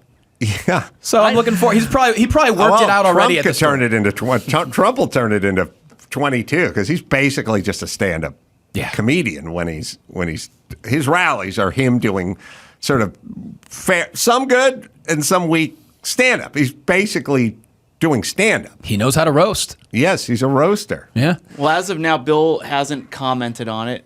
As I said, he's getting torn apart online because he doesn't involve politics in his comedy. Like he just kind of hangs out in the middle and just kind of does whatever. But he never speaks politics. But yeah, he's getting attacked. A lot of people are saying they're going to stop listening to his podcast, stop going to his shows, and he's going to have to explain what happened. Yeah, I don't. First off, let me tell you the new world order. No comments. Mm-hmm. You're only hurting your cause. Let it go. It's just gone. We'll talk. It's the saucer of milk in the back for the stray cat. You put that saucer out there, it's going to be 3 strays the next night, and then it's just going to keep going. Just don't put it out there. Just keep walking. Do you know Bill? Yeah. I don't know him well. I've worked with him a few times. Yeah, I don't know him well either. But if I had to guess, if there was one person who truly does not care about any of this, it's probably Bill. He's going to stay himself, being one of the greatest comedians we have, and I'm sure he'll write something about it. But people going to talk, whatever. Yeah. I don't think he needs to. And by the way, what's the comment? It speaks for itself. Yeah, he's got a wife who hates Trump. Yeah, that's who his wife. That's who he's married to. Yeah. And by the way, when you look at the breakdown of men versus women who are Trump supporters, statistically, 1 out of every 3 marriages in the United States has to have a male that is pro-Trump and a female that hates Trump. So nobody is on the fence, especially the Trump derangement people. There's nobody who's like, I like some of his policies, but I don't appreciate his tweets or whatever. That's a very rare slice. There's no female that is not voting for Trump that doesn't hate Trump's guts. Like it's palpable and visceral, and they hate it. They're not sort of, Trump, but I think I'm going with Biden. Maybe I'll flip a coin. No, they hate his guts. And then there's the other side that loves Trump. So when they break it down, and I can't remember what it is, but it's literally like 68% of men would vote for Trump, but 30% of women would vote for Trump. Now, you just do that. Those are adults in America of voting age. So that just means that 1/3 of the couples have a Trump issue in their bedroom. That the husband's voting for Trump, so this has to be a very common situation. Oh, I'm sure. Is what I'm saying. They don't get on camera with Trump and voice their disagreement with him, but this has to just be ubiquitous at this point. You obviously listen to Dennis Prager a lot. I remember at one of your guys' shows, he said he recommended not talking politics with your significant other. No. Yes. Well, not when there's 2 things. Here's what I think. I think you can talk politics if people have a rational, here's why I don't like Trump, or here's why I don't like Biden. But the people that don't like Trump have a visceral dislike of Trump. Fast. Right. And so how is it you would have a discussion with a person that just had a kind of, on a cellular level, visceral hatred for Trump or Biden? You're not going to have a policy discussion. They're just going to start getting angry. So that's why. Yep. He says that, but he means, like, I think if, like, you can have a discussion with Bill Maher about politics that you may disagree with him about, because you can have the discussion. Sure. I don't think you're going to have that with the wife. Okay. How old is Trump now? Is he like 78 or something like that? Yeah, it's like 77, 78. He gets around, man. I don't know if I could do that much at 78. We'll see. But Well, that's why he's so appealing still. I mean, Joe Biden's only a few years older than him, and Joe Biden's the old guy, and Trump feels more. yeah. Well, this is this is the dumb argument. Like, I think Joe Scarborough was making this argument where it's like, we got to make the argument about Trump being old. Like, we don't really look at the calendar. We just sort of judge you by your energy level. And yeah, technically you're right in that, well, the one guy who we're calling old is only 2.5, 3 years older than the other guy. So why aren't they both old? And the answer is the other guy's always up on his feet giving hour and a half long speeches, and the other guy's having difficulty negotiating stairs. So, and there are plenty of people that don't have the decline, and then there are others that just have the decline. Bernie Sanders is older than both of them. He's not on the decline. Is he over 80, Bernie? I think Bernie, and somebody can look it up. He looks 130. Right, but he's looked 130 since 1979. He's 82. Right. Wow. So you got Bernie's older than Biden, but if you would but seems to be much better condition than Biden's in. Right. Yeah. So it shouldn't be about age, but it should definitely be about competency. I mean, you should pass a test. The Walter Matthau and Jack Lemmon of politics. Yes. That's right, the odd couple. Well, speaking of people being ramped up, so there were street fights in L.A. between pro-Israeli and pro-Palestinian demonstrators, ironically outside the Museum of Tolerance, after a private screening of a video showing the October 7th attack on Israel by Hamas militants.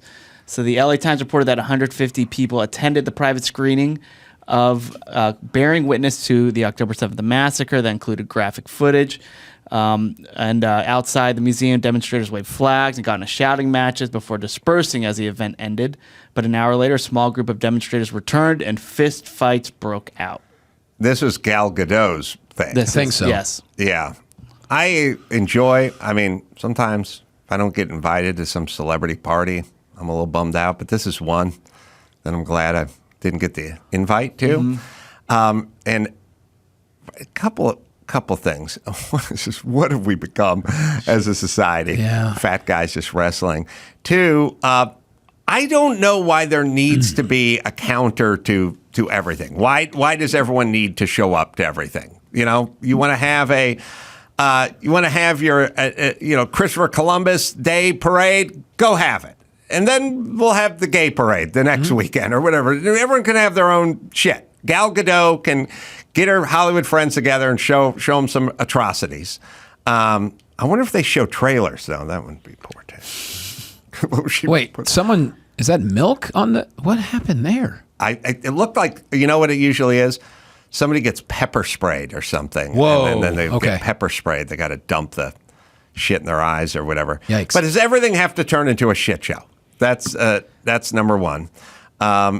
Number two, speaking of news and how they're, massaging everything, some 69-year-old Jewish guy got killed at one of those events, and he got bonked over the head with a loudspeaker or with a bullhorn, apparently, and then hit the ground. But CNN's just like, Jewish man died with clashes with Palestinians because he hit his head.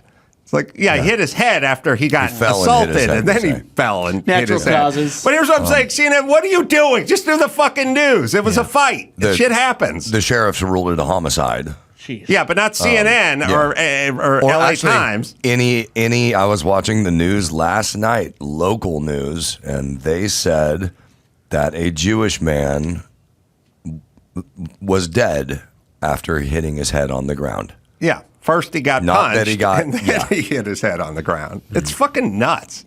What the fuck happened to news? And when did they become a cheerleader for every bad cause? Scary.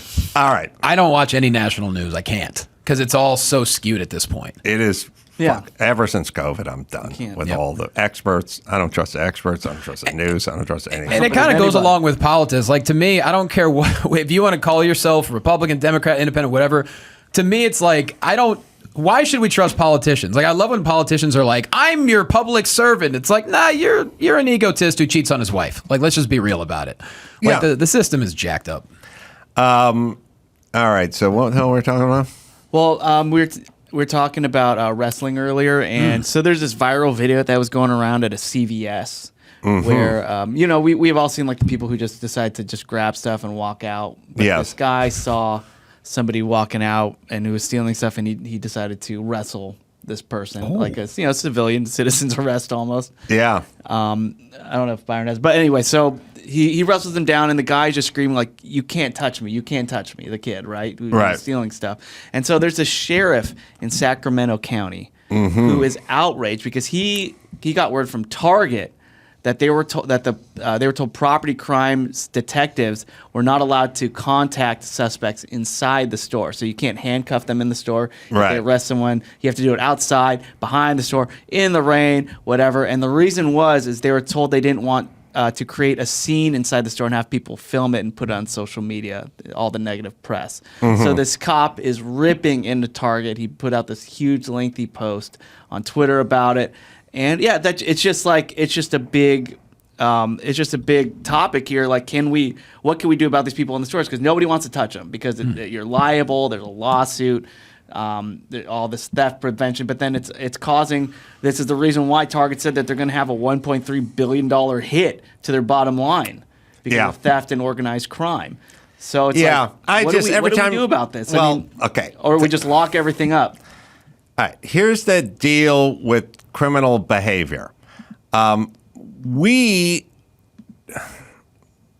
have a set of incentives, which is like work or take care of your family or pay your taxes or whatever. And then criminals are the best at adapting to whatever the situation is. That's by nature. They deal pot until pot's decriminalized, and then they start dealing fentanyl and coke, and they just shift. I mean, they're the most adaptive, get the message, reverse on a dime people on the planet. When you say to them, well, it's a misdemeanor, anything under $999, then they steal up to $999. If you tell the cartels, hey, weed's legal now in California, so they go, all right, well, we're getting to human trafficking. Like, that's a pretty big move. It's like me saying, oh yeah, I work at a place and I make biscuits, and they go, well, now biscuits are free. All right, I'll make electric cars. Right. You know what I mean? Like, they just go right from pot to human trafficking to whatever. The most adaptive people on the planet, and they get the message faster than any group. And once you say to them, well, we're going to kind of look the other way if you go in and help yourself to some stuff. I mean, every time I turn on my phone now, it's just guys walking into a Home Depot, taking a shopping cart, filling it with a chub pack of electric tools, and then just walking. They're not even in a hurry anymore because they will take whatever we give them. Yeah. Oh, and this isn't a new thing either, because I mean, I used to work retail. I worked at a TJ Maxx in 2004. Nice. And people would walk out with stuff there, and I would let the managers and loss prevention know, and they're like, oh, just let them go. We're not allowed to touch them. Well, once the word gets out, and we're such dingbats in California because we're at the vanguard of every bad idea. We're like first in bad ideas. We get there first. We're last in roads, but we're number one in potholes and bad ideas. And so when we have our Congress people, our city council chicks blaming Toyota for making catalytic converters too easy to steal, then they get the message. So we've sent a very consistent message backed by really shit progressive policies for a long time now. And now we have this, which is exactly what we should have, because it could go no other way. Like, I'm a law-abiding guy, but I spend a lot of time in my car. And I have a license that will let me drive a professional race car.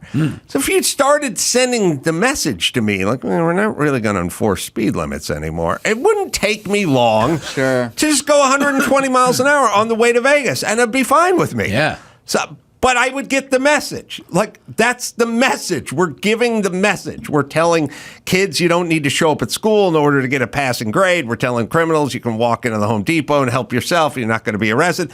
And they're just doing what we're letting them do. That's it. That's all anyone is doing. That's homelessness, criminality, whatever it is, they're only doing what we're letting them do through horrible policies. And Target's got everything you need. So if you're going to steal from anybody, go to Target. Yeah. Or the Barstow, wherever I had. Walmart. Yeah. Walmart, Dude, so there is this old story, like in Best Buy, somebody who did this, and they were walking out with stuff, and this woman like tackled them, and she's very big, she's like a football player, and she just tackled them, and she stopped the people from stealing it, but she got fired, right? Because she touched them. Yes. And then Dana White hired her as private security. And I think she's still there to this day. I love Dana White. Private security. Yep. Safe spaces and octagons. She went right from the safe space, got fired, went right into the octagon. Moved up. Do we have film of this thing, or do we not? Were we looking for it? It went viral. It's just a guy. More reason why we should have film of it, though, right? If it went viral. I mean, Byron can find it if it's viral, right? I want to know if any wrestling moves were used. Well, that's a different one. Wait a minute. Are we talking about the big chick who tackled now, or are we talking about the sheriff? They both went viral. I mean, the big chick who tackled, it was... I feel like if something went viral, we should be able to see it on this show. It's a lofty goal. It's a dream. But I feel like if we label it viral, I should see it. I think it's seeable. I'm feeling strong about it. Here it is. Here's the best. You can watch. Like, boom. Right. Boom. Oh my God! Block. That's American Gladiators. What was that event called? Yeah, that's American Gladiator, where they had the pad up on the top. Yeah, on the pedestal there. Thunderball or whatever. I don't know. Yeah, so. I'd hire her. Yeah. She's got moxie. She wouldn't have even been called for a holding. She just like continued to block and move. Yeah. She's got good footing, and I like that the guy got involved, and he's got her in an arm bar and a triangle right now. Jesus Christ! Wow. Wait. Oh, I love this chick. Wait, I don't get what's going on. And the other thing too is the people that are stealing are getting offended, which is a weird thing. Like, I used to cop candy bars and stuff when I was 11, but I didn't throw an attitude if I got busted. Right. You knew that what you were doing was wrong. Yes, I knew it, and I acted accordingly. All right, Peter Facinelli is waiting for us in the wings, so I think we should bring this home. Jonny Loquasto, I will give you a plug. Saudi Stepdad is the name of the special. It's on YouTube, and you can watch it for free. Yeah. Free comedy, everyone. Thanks. We'll take a break. Come back with Peter Facinelli right after this. Viator experiences are what people love most about travel. I mean, God, taking my son fishing in Alaska, that was so amazing. I'll never forget it. Viator, it's a website and app for booking travel experiences like seeing Stonehenge or a walking tour of Rome. Over 300,000 bookable experiences in 190 countries. Millions of real travelers' reviews. So you have the information you need to book the best activities for your trip. With Viator, there's always flexibility and support with free cancellation, payment options, and 24/7 service. So let's get out there and experience life, shall we? Download the Viator app now and use the code Viator10 for 10% off your first booking in the app. One app, over 300,000 travel experiences you won't forget. Do more with Viator. In honor of Jim Carolla's 92nd birthday, here's a list of all the things Adam Carolla will do before he dies. Pull a fake mustache off of someone and shout, "Aha!" Just one of the things Adam will do before he dies. Let's get back to the Adam Carolla Show. Peter Facinelli has joined us. Probably know him best from his Twilight work, but many other projects as well. Can't Hardly Wait. Can't Hardly Wait, and On Fire is the latest project. It's available now on Prime Video, Apple TV, and Vudu, Fandango, and wherever you find finer movies. Good to see you, Peter. Good to see you, too. I really wish you could pull the fake mustache off of me and say, aha. That would be really cool. So you're Italian. You grew up in a kind of place that probably wasn't conducive to thinking you were going to become an actor or director. How'd you figure that one out? I'm still trying to figure it out. My parents were both from Italy. I was first generation American. So telling them I wanted to be an actor is like saying you want to go to Mars. So they kind of laughed when I told them, and then I didn't tell them. Next time they asked what I wanted to be, I said a lawyer, because that sounded good, And then I went to St. John's University in New York, and I studied pre-law there. And then I took an acting 101 class in St. John's, and I was like, wow, this is super fun. And then I met a guy who was a manager, and I was taking his classes just for fun. And he said, I think you should transfer to NYU and study theater if you're actually serious about it. And so I did. And then I told my parents I was transferring into NYU and studying theater there at Tisch. And my mom said, well, why are you switching schools, and studying acting? And I said, well, as a lawyer, you have to get up in front of people, and it's part of the requirement as a lawyer is to take acting classes. So she bought that. and so then I studied acting there, and then I started working right out of. In a weird way, acting and doing comedy and doing anything, I guess, in the creative arts, when you're selling it to like old school immigrant parents, it's almost like being gay. Like you got to stay in the closet for a while. They're from a place that doesn't understand it. You're going to make it hard on yourself. You got to stay in the closet with the acting. And although announcing you're an actor could be part of that process of coming out of the closet, but like you had to sell it to your parents like you were going to be doing something that they thought would be a job, right? Yes, because I don't think they would have been 100% like, I was also very shy too. I was a shy kid, so it didn't really make sense to them that I would go into the acting world. But I actually found more freedom in playing characters. Like there's like two types of actors. There's the ones that are, they go to theater school and they're like, hey, they're like, look at me, everybody look at me, and they're so excited to like be in the spotlight. And then there's other actors, I think, like me, that hate being in the spotlight, but I kind of enjoy the freedom within the character of exploring that the freedom of that character. Because if I could play a character, I could be anybody and I can do anything. So no one's looking at me; they're looking at this other person. So there's a freedom in that, and I found that I enjoyed that aspect of it. Yeah, it's an interesting duality when people.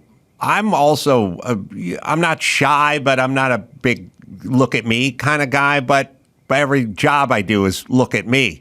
So it's a kind of a weird balance. And then at some point you have to ask yourself, well, you keep saying you're not a look at me kind of guy, but you go around the country doing stand up and there's 300 people looking at you. So maybe you are a look at me kind of guy. But then there's another part of it, which is like, well, it's just an easier way to make a living than swinging a hammer. So there is that. Like, I think sometimes people, maybe it's a sign that we've lost our way, or maybe we're too evolved or something. But people have to have jobs, and they need to get paid to do a job. And we understand there's UPS drivers and guys who work at Trader Joe's and guys who swing a hammer and electricians. And we go, well, that guy's got a job. Like, it doesn't have to be fulfilling. Doesn't have to be look at me. It's just he's got to make money. And for me, I was just like, well, I can make more money talking than I can swinging a hammer. So it made sense. I don't know if it's easier ways to make money, I think, than either field that we picked. Because you have to actually be successful at it to make money. There's a lot of comedians, I'm sure, that don't make the money you make, and actors that don't make the money I make. So it's like you really got to dedicate yourself to it in order to make that money. And you have to be, semi-successful, I would assume. I mean, there's always OnlyFans is my backup plan, I guess. Oh, man, with the Twilight stuff? Oh, my God. That is a viable source of income in the future. Like if you ever, I think we should get OnlyFans together, you and me, Adam Carolla and Peter Facinelli OnlyFans page. Yeah, what do you think? We could do like kind of a Twilight man show thing. I guess that's how we bill ourselves. Some fan fiction. We'll just pull mustaches off each other and say, aha! I would, Jesus Christ. I do have weird thoughts every once in a while. I was just in the back of, I was at this facility I'm at over the weekend, and I was cleaning, and I looked back and I saw a giant neon Man Show sign that I have from the Man Show set, and it's huge and it lights up. And I just looked at it and I thought, well, I guess if the wheels ever really come off the wagon, I could sell that on eBay for 12 grand or something, was the thought that flashed through my head. Is there a whole bunch of Twilight? I mean, obviously there's huge fans, but do you get sucked up into the signing sessions and the Comic-Con conventions, like the versions of that? Do you get offers? Yeah, I mean, I do them. I mean, this year I did them more often than not because there was nothing else to really do other than Zoom lessons, like the Zumba lessons and racquetball because of the strike. So it was Zumba lessons and racquetball and Comic-Cons. This basically was the last 6 months of my life because there was no jobs to be had. The whole industry was shut down. Oh yeah, congratulations on the strike being over, by the way. So I know you when you're here to talk about your movie On Fire, and I know during the strike you actually got an interim agreement to be able to talk about it. Yeah. How was that received? Like, did you get any pushback at all? Well, no, because I think originally there was a lot of there was a misunderstanding about the interim agreements. The interim agreements were actually the agreements that we wanted the studios to sign. So if you got an interim agreement, it was actually a positive thing because these producers that I worked with actually were giving us everything we were asking for and showing the studios that, hey, this is not an reasonable ask. But in the beginning, the media was calling them waivers. So I think what happened was a lot of actors were like, oh, so-and-so got a waiver to do the movie. And then it became like we were getting around something or like we were getting special treatment. But I actually called SAG and talked to Duncan Ireland, it's a three-name Crabtree, Duncan Ireland, Crabtree Ireland, and worked with him to try to help change the messaging on the interim agreements because those interim agreements were actually important to get other producers to sign so that we could, the more of those that got signed, the more it became this new contract is the norm, And then hopefully the studios look at it and go, well, they're just making movies under this new contract. We should sign up too.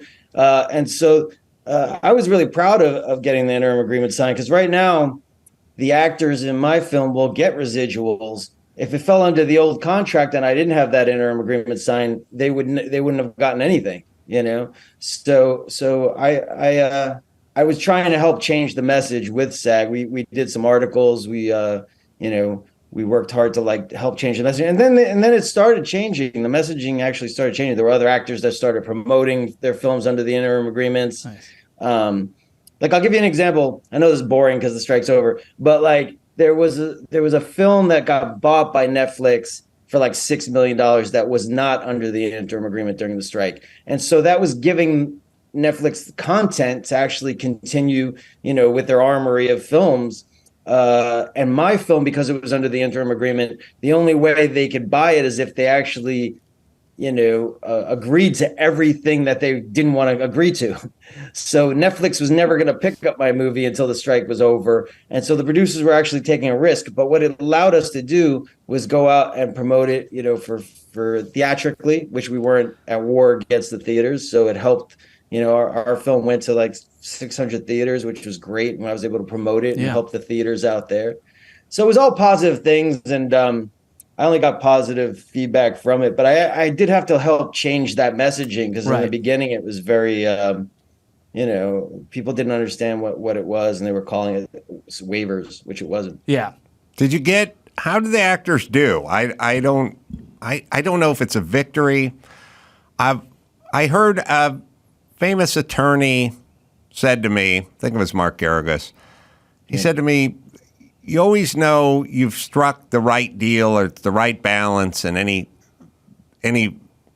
event like this. Could be divorce, could be a lawsuit, could be whatever. He said if both parties are miserable, right, then you probably struck the right, that's a good the right compromise. balance. Yeah, everyone's miserable means you've probably hit it right in the middle somewhere. But the actors seem to be happy.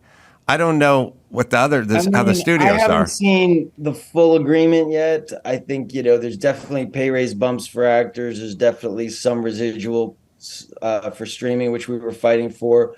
AI, I don't know what the clause is, but there's some protection there. Look, whatever it is better than what we were getting offered to begin with. And it's a good starting point, So when we have something in a deal that we could build off of in the next negotiations, it's better than not having it at all. Because I think the biggest issue for this time around was, for the longest time, streamers were like, we don't know how to monetize this quite yet, so we're not going to give residuals. And that went on for like 10 years, where they kept saying it's new media, we don't know how to monetize it yet. Meanwhile, they're making hundreds of millions of dollars, but they're saying they don't know how to disperse that in residuals. And then it became to a point where, well, the land is lived on already, they're not going to give it up. You know what I mean? Right. So then who wants to give money back to the actors if for 10 years they weren't giving anything? So it was quite a fight, and now we have something that we can actually build off of. So I think a lot of actors too are just happy to get back to work and feel like we got more than what we were gonna get at the beginning of this, and we also know that we still have room to build. You have a black belt in Shotokan karate? You're looking at that thing up there? No, I'm looking at my bio down here. Oh, no. I was like, let me check my belt. I don't have, I took one karate class. Oh, how the hell does this work on this bio? Yeah, sorry, go ahead. I watched The Karate Kid once. So you don't have a black belt? No, I don't. Well, it's out there. I don't know where. It is out there. How tall am I on this bio? Sometimes it says I'm 5'9". I'm actually 6 feet. I like long walks on the beach. Who knows what's on the internet now? Well, the internet. Well, how do we get black belt? I don't. On Peter Facinelli. How'd you find that? Byron, is that you? No. You? How do we get black belt? I mean, yes, I'm a Crystal? black belt and I speak 5 languages. Yeah. Well, the internet is weird, but the only reason I responded to Shotokan karate was, I think, when my character, Mr. Burcham in Crank Yankers, was explaining. First of all, I love that Crank Yankers. You got to bring that back because it was like one of my favorite shows.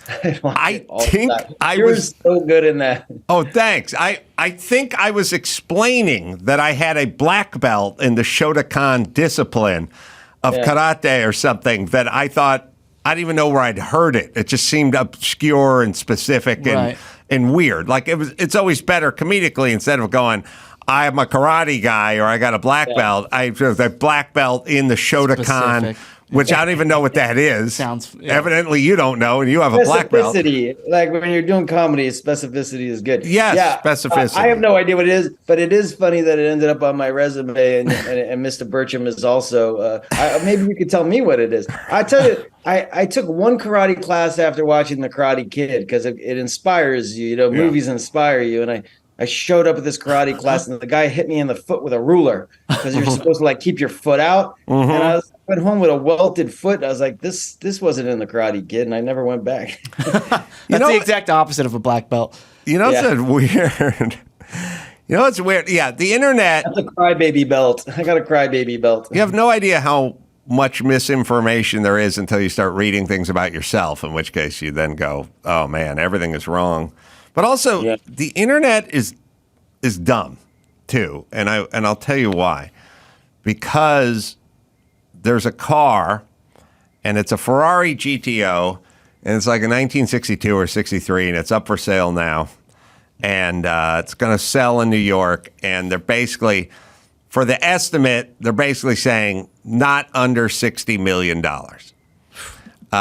So the website RM just says, well, don't think about paying less than $60 million for this car, this one car.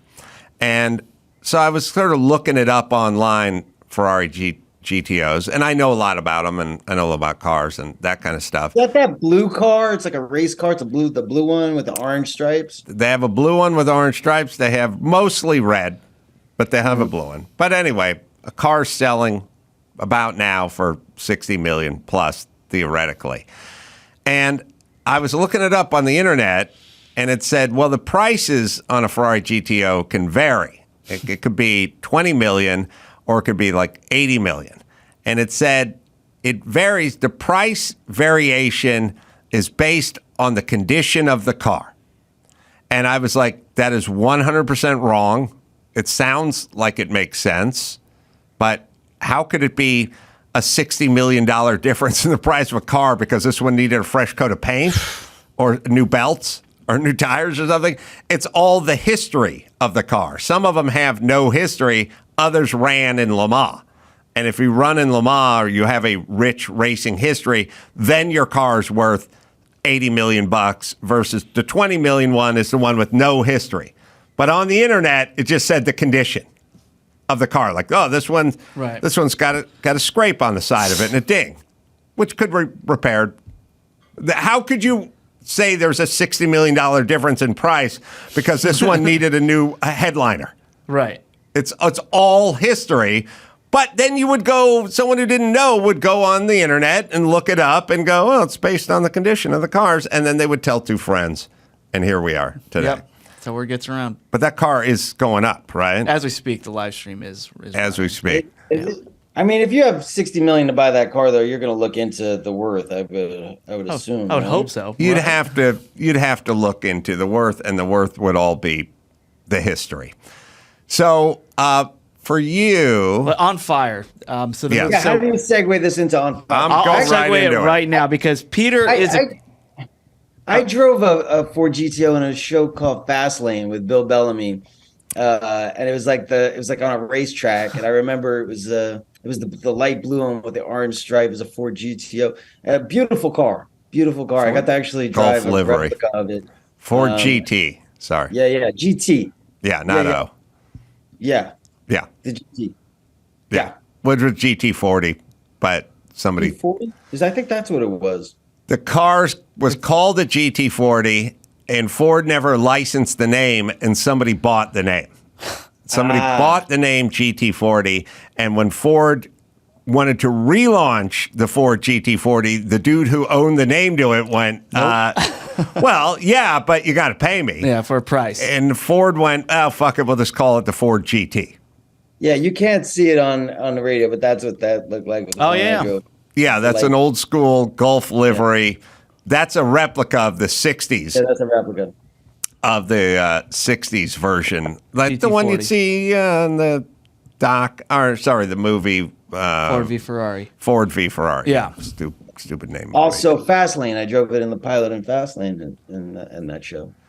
So back to Fire. Oh, Sorry, yeah. So Peter co-directed this movie. I guess the original director got COVID during the filming, so you had to step up. Yeah, Nick Lyon was directing, and then he actually got COVID. We were too small of a film to shut down, so they said, "Hey, can you direct tonight?" And I said, "Yeah, sure." And then, with COVID, it doesn't go away in one night, so I ended up finishing up the film, which is, was kind of chaotic but fun. I think if I had thought about like, oh, I'm going to direct and star in this movie, and it has to deal with fires and action, and I probably would have been more intimidated. But the fact was, we were about 2 weeks in and 2.5 weeks in, and it was just I just got thrown into it. I've directed before, so it's just stepped up to the plate, and it's nice when directing because you get more input into the final product of it. A lot of times you're an actor, you come in, you do your role, and you feel good about it, and then you walk away, you're like, what happened? And that's happened a lot. But with this one, I got to see it all the way through, and so I'm proud of where we took this film. What's in the hopper for you? I mean, did the writer strike kill all the stuff that writer strike and actor strike kill all the stuff that's normally in the hopper? Because the way show business works is you got a couple of fresh baked loaves of bread, but you have a whole bunch of other loaves that just went into the oven and aren't coming out for a while. But it's that what's in the pipeline kind of thing. Especially because everything has a 1 year, 2 year lead time to it. And between COVID and then the writer strike and then the actor strike, the entire chain, the supply chain just got completely blown apart, right? Yeah, I have a couple of films in the can. So there's like 2 or 3 films I have that haven't come out yet. So that's good because now those will come out. And then as far as new stuff, there's stuff I'm attached to. There's stuff that I've attached to maybe direct, but I'll see because like you said, January rolls around and it feels like we're all going to be starting fresh again, because everything from like 6 months ago feels like it's kind of stale bread. So we'll see what's the universe has in store for me. Well, you can always teach Shotokan karate. I mean, as a decorated black belt. There's you and me on OnlyFans, so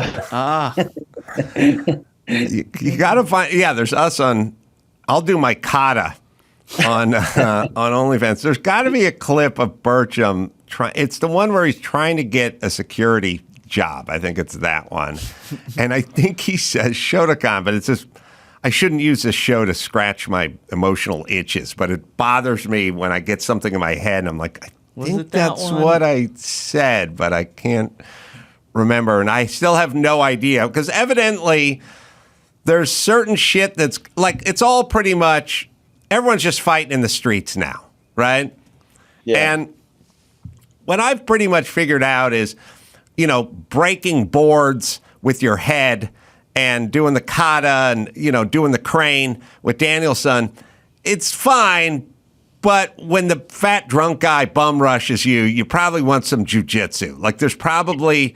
You want a street fighting kind of discipline, not so much the stuff that was for show, so to speak. I don't know because I just saw this video went viral. There was an MMA guy that challenged this martial artist, and the MMA guy went to town on this guy and crushed him. So maybe MMA is the way to go. Well, that's what I'm saying. It's basically all those guys do is jujitsu. I mean, they do striking, but they do jujitsu. Yeah. That's the one that works in the street. Oh, do we have?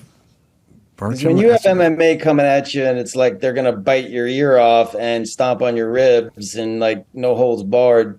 I don't know if the crane stuff works on. I don't think the crane works on guys that are flipping you on your head. I've been practicing only the crane. Do we have that? Oh, let's see if I say it. Hello? Hello. Does security guard place? Yes, it is. Oh, great. My name's Burcham. I'm new to the area, and I'm looking for a job. Right now we're not hiring because we don't have any openings. Not hiring, huh? No. Not hiring guys that did 3 tours in NAM and are third-degree black belts in Taekwondo? Not at the moment. Not hiring a guy who can take an AK-47 blindfolded, break it down, oil it, and reassemble it in less than 4 minutes? You're not hiring any of them? We don't. Not hiring a guy who can kill a man using only his thumb on his left hand? Well, we don't have any openings at the moment, so if we hire you, we're not hiring a guy who modified his AK-47 to go full automatic and added a 40-round banana clip to it? You're not hiring that guy? Not hiring a guy who customized his van so it looked like the A-Team van? You're not going to hire that guy? You're not going to hire a guy who laid his life on the line for this country so that you could go home to your lesbian partner and live in a judgment-free society. I think you are hiring that guy. Okay. At some point, you're going to have to listen to the whole thing, but I think I say Shotokan discipline or something.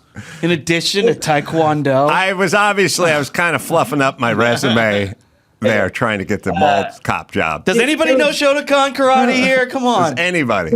There's one guy. I don't know if it was you. I thought it was you. There's one prank call that was my favorite prank call, and it's a guy. Tell me if it was you or not, or if you know this one. The guy calls and says he's on a crime scene, basically, and it's like an Uber. It's like the pizza guy or something that picks up, but he says that the pizza guy. He says you just entered a crime scene, and the cops are coming, and basically like the guy's convinced that he's stepped into like a crime scene. Do you know what I'm talking about? Do you know that one? I wrote, produced, and co-created the show. And I don't remember, but we did a lot of different seasons, and then we stopped doing it for like 5 years, and then we started doing it again. But I'm trying to think of what you got to bring that back. It's so fun. Can you do Bertram signing up for OnlyFans? Give the people what they want. I'll do Bertram. I'll do Man Show. You do Twilight and On Fire. Yeah, and maybe we'll call it On Fire with Peter and Adam. Yeah. Crossover we didn't know we needed. We'll do it that way. Yeah, I don't even know, how would you describe Crank Yanker bits or sort of like Led Zeppelin songs? Like you don't know the names of them. You go, the one that goes, bum, bum, ba, da, da, da, da, da, go. I mean, that Spoony Love was great. Spoony Love. Yeah, Spoony Love from Up Above. Tracy Morgan was great. Everyone, or lots of people, worked on that show. It was really just, Jimmy loved prank phone calls. And we were always like, well, how do we do a prank phone call show? And the answer was, well, I don't know. I guess we would animate it or something. And then you guys did the puppets, the Muppet puppets. Those were great. Those are great. Those are so fun. It took us a minute to figure out puppets. And Jimmy's an artist. So Jimmy sculpted. And I remember him sculpting like a lot. So it was like modeling clay. Yeah, back in the day. You got to break those Muppet puppets out and go and bring them back. I mean, that's such a fun show. Has anyone ever been on the set of something that's puppamated? Everything is 9 feet tall. Because the guys are standing I was actually on under Sesame Street. My ex-wife was on Sesame Street, and I got to see the behind the scenes. But you see the people, you know what I mean? It's better on TV. You don't see the people, but when you see the people with the hand up the butt of the puppet, it's not as fun. Yeah, our puppeteers, if there was a business that had a countertop, the countertop would be at 8 feet or 6 feet because everyone stood. They just walked around underneath it that way. Everything was crazy elevated. It was weird. It was a weird job. Me and Jimmy would sit in one office and like write stuff and edit stuff. And then on the other building was all the puppeteers who are weird dudes. I didn't like going over there very often because you have to think about that life of a puppeteer. Do you find now with comedy like that show would be harder to do because everybody gets so offended by things so easily, so it'd be a lot harder to do a show where that might be offensive in some way to somebody. Somebody offended by something. You couldn't do special ed anymore. Like, I want to go to Hawaii. Yeah. You should retire that one. Yeah, see? I know. The thing is what happens is you go, oh, come on, and then you go, special ed. Yeah, maybe points to be made. On Fire is the name of the film. It's available now via Prime Video, Apple TV, Vudu, Fandango. And go find it and go support Peter and his fine work. Don't you want to know what it's about?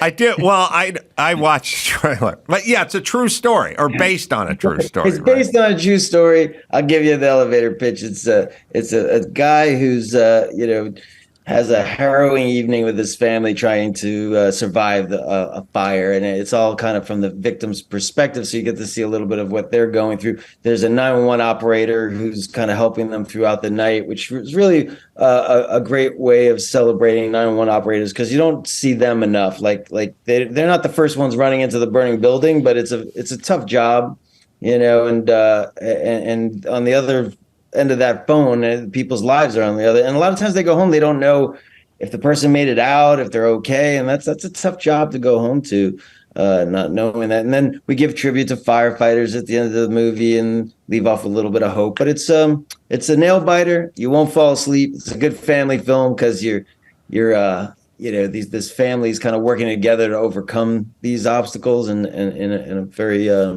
terrifying way. And so if for Thanksgiving you're sitting around trying to figure out a movie to watch, this is the one. Yeah. 911 operators, the reason they don't get the respect they deserve is because we only hear about them when they fuck up. Yeah. When they do a good job, nobody cares. And then when they do something where the woman doesn't believe the guy's actually trapped under the car and starts yelling at him, then that's the one that makes the rounds on the internet. It's thankless. Yeah. It's a thankless job. Peter Facinelli, thank you so much for joining On Fire is the movie, and come back and hit us up whenever any of these movies that are in the and pipeline join comes out. Adam Carolla and Peter Facinelli's new what's it called? Venture. OnlyFans. Yeah. OnlyFans. OnlyFans, our OnlyFan page. Yeah, I'll do my Shotokan kata. You rip the mustache off of me and with your toe. You just go toe. one foot sweep rip it off with your toes. Spinning heel. Thanks, Peter. Always good to see you, my friend. Thanks, guys. Yeah, take care. Bye. All right, let's see. I'm going to be in Sacramento. Most of the shows are sold out, but maybe Late Show Friday. Late Show Friday, yeah. Yeah, which was on there, but somehow got off of there. Anyway, Fargo Theater, that's coming up. Doing stand-up there. That'll be November 30th, and it's off to Zanies in Nashville, December 1st and 2nd, then off to Huntsville, Alabama, doing stand-up December 3rd. Just go down to Carolla. A lot of travel. Go down to Carolla.com for all the live shows. Check out Johnny's Saudi Stepdad special and Peter's On Fire. And until next time, it's Adam for Peter and Johnny and Chris Max Pattis saying mahalo.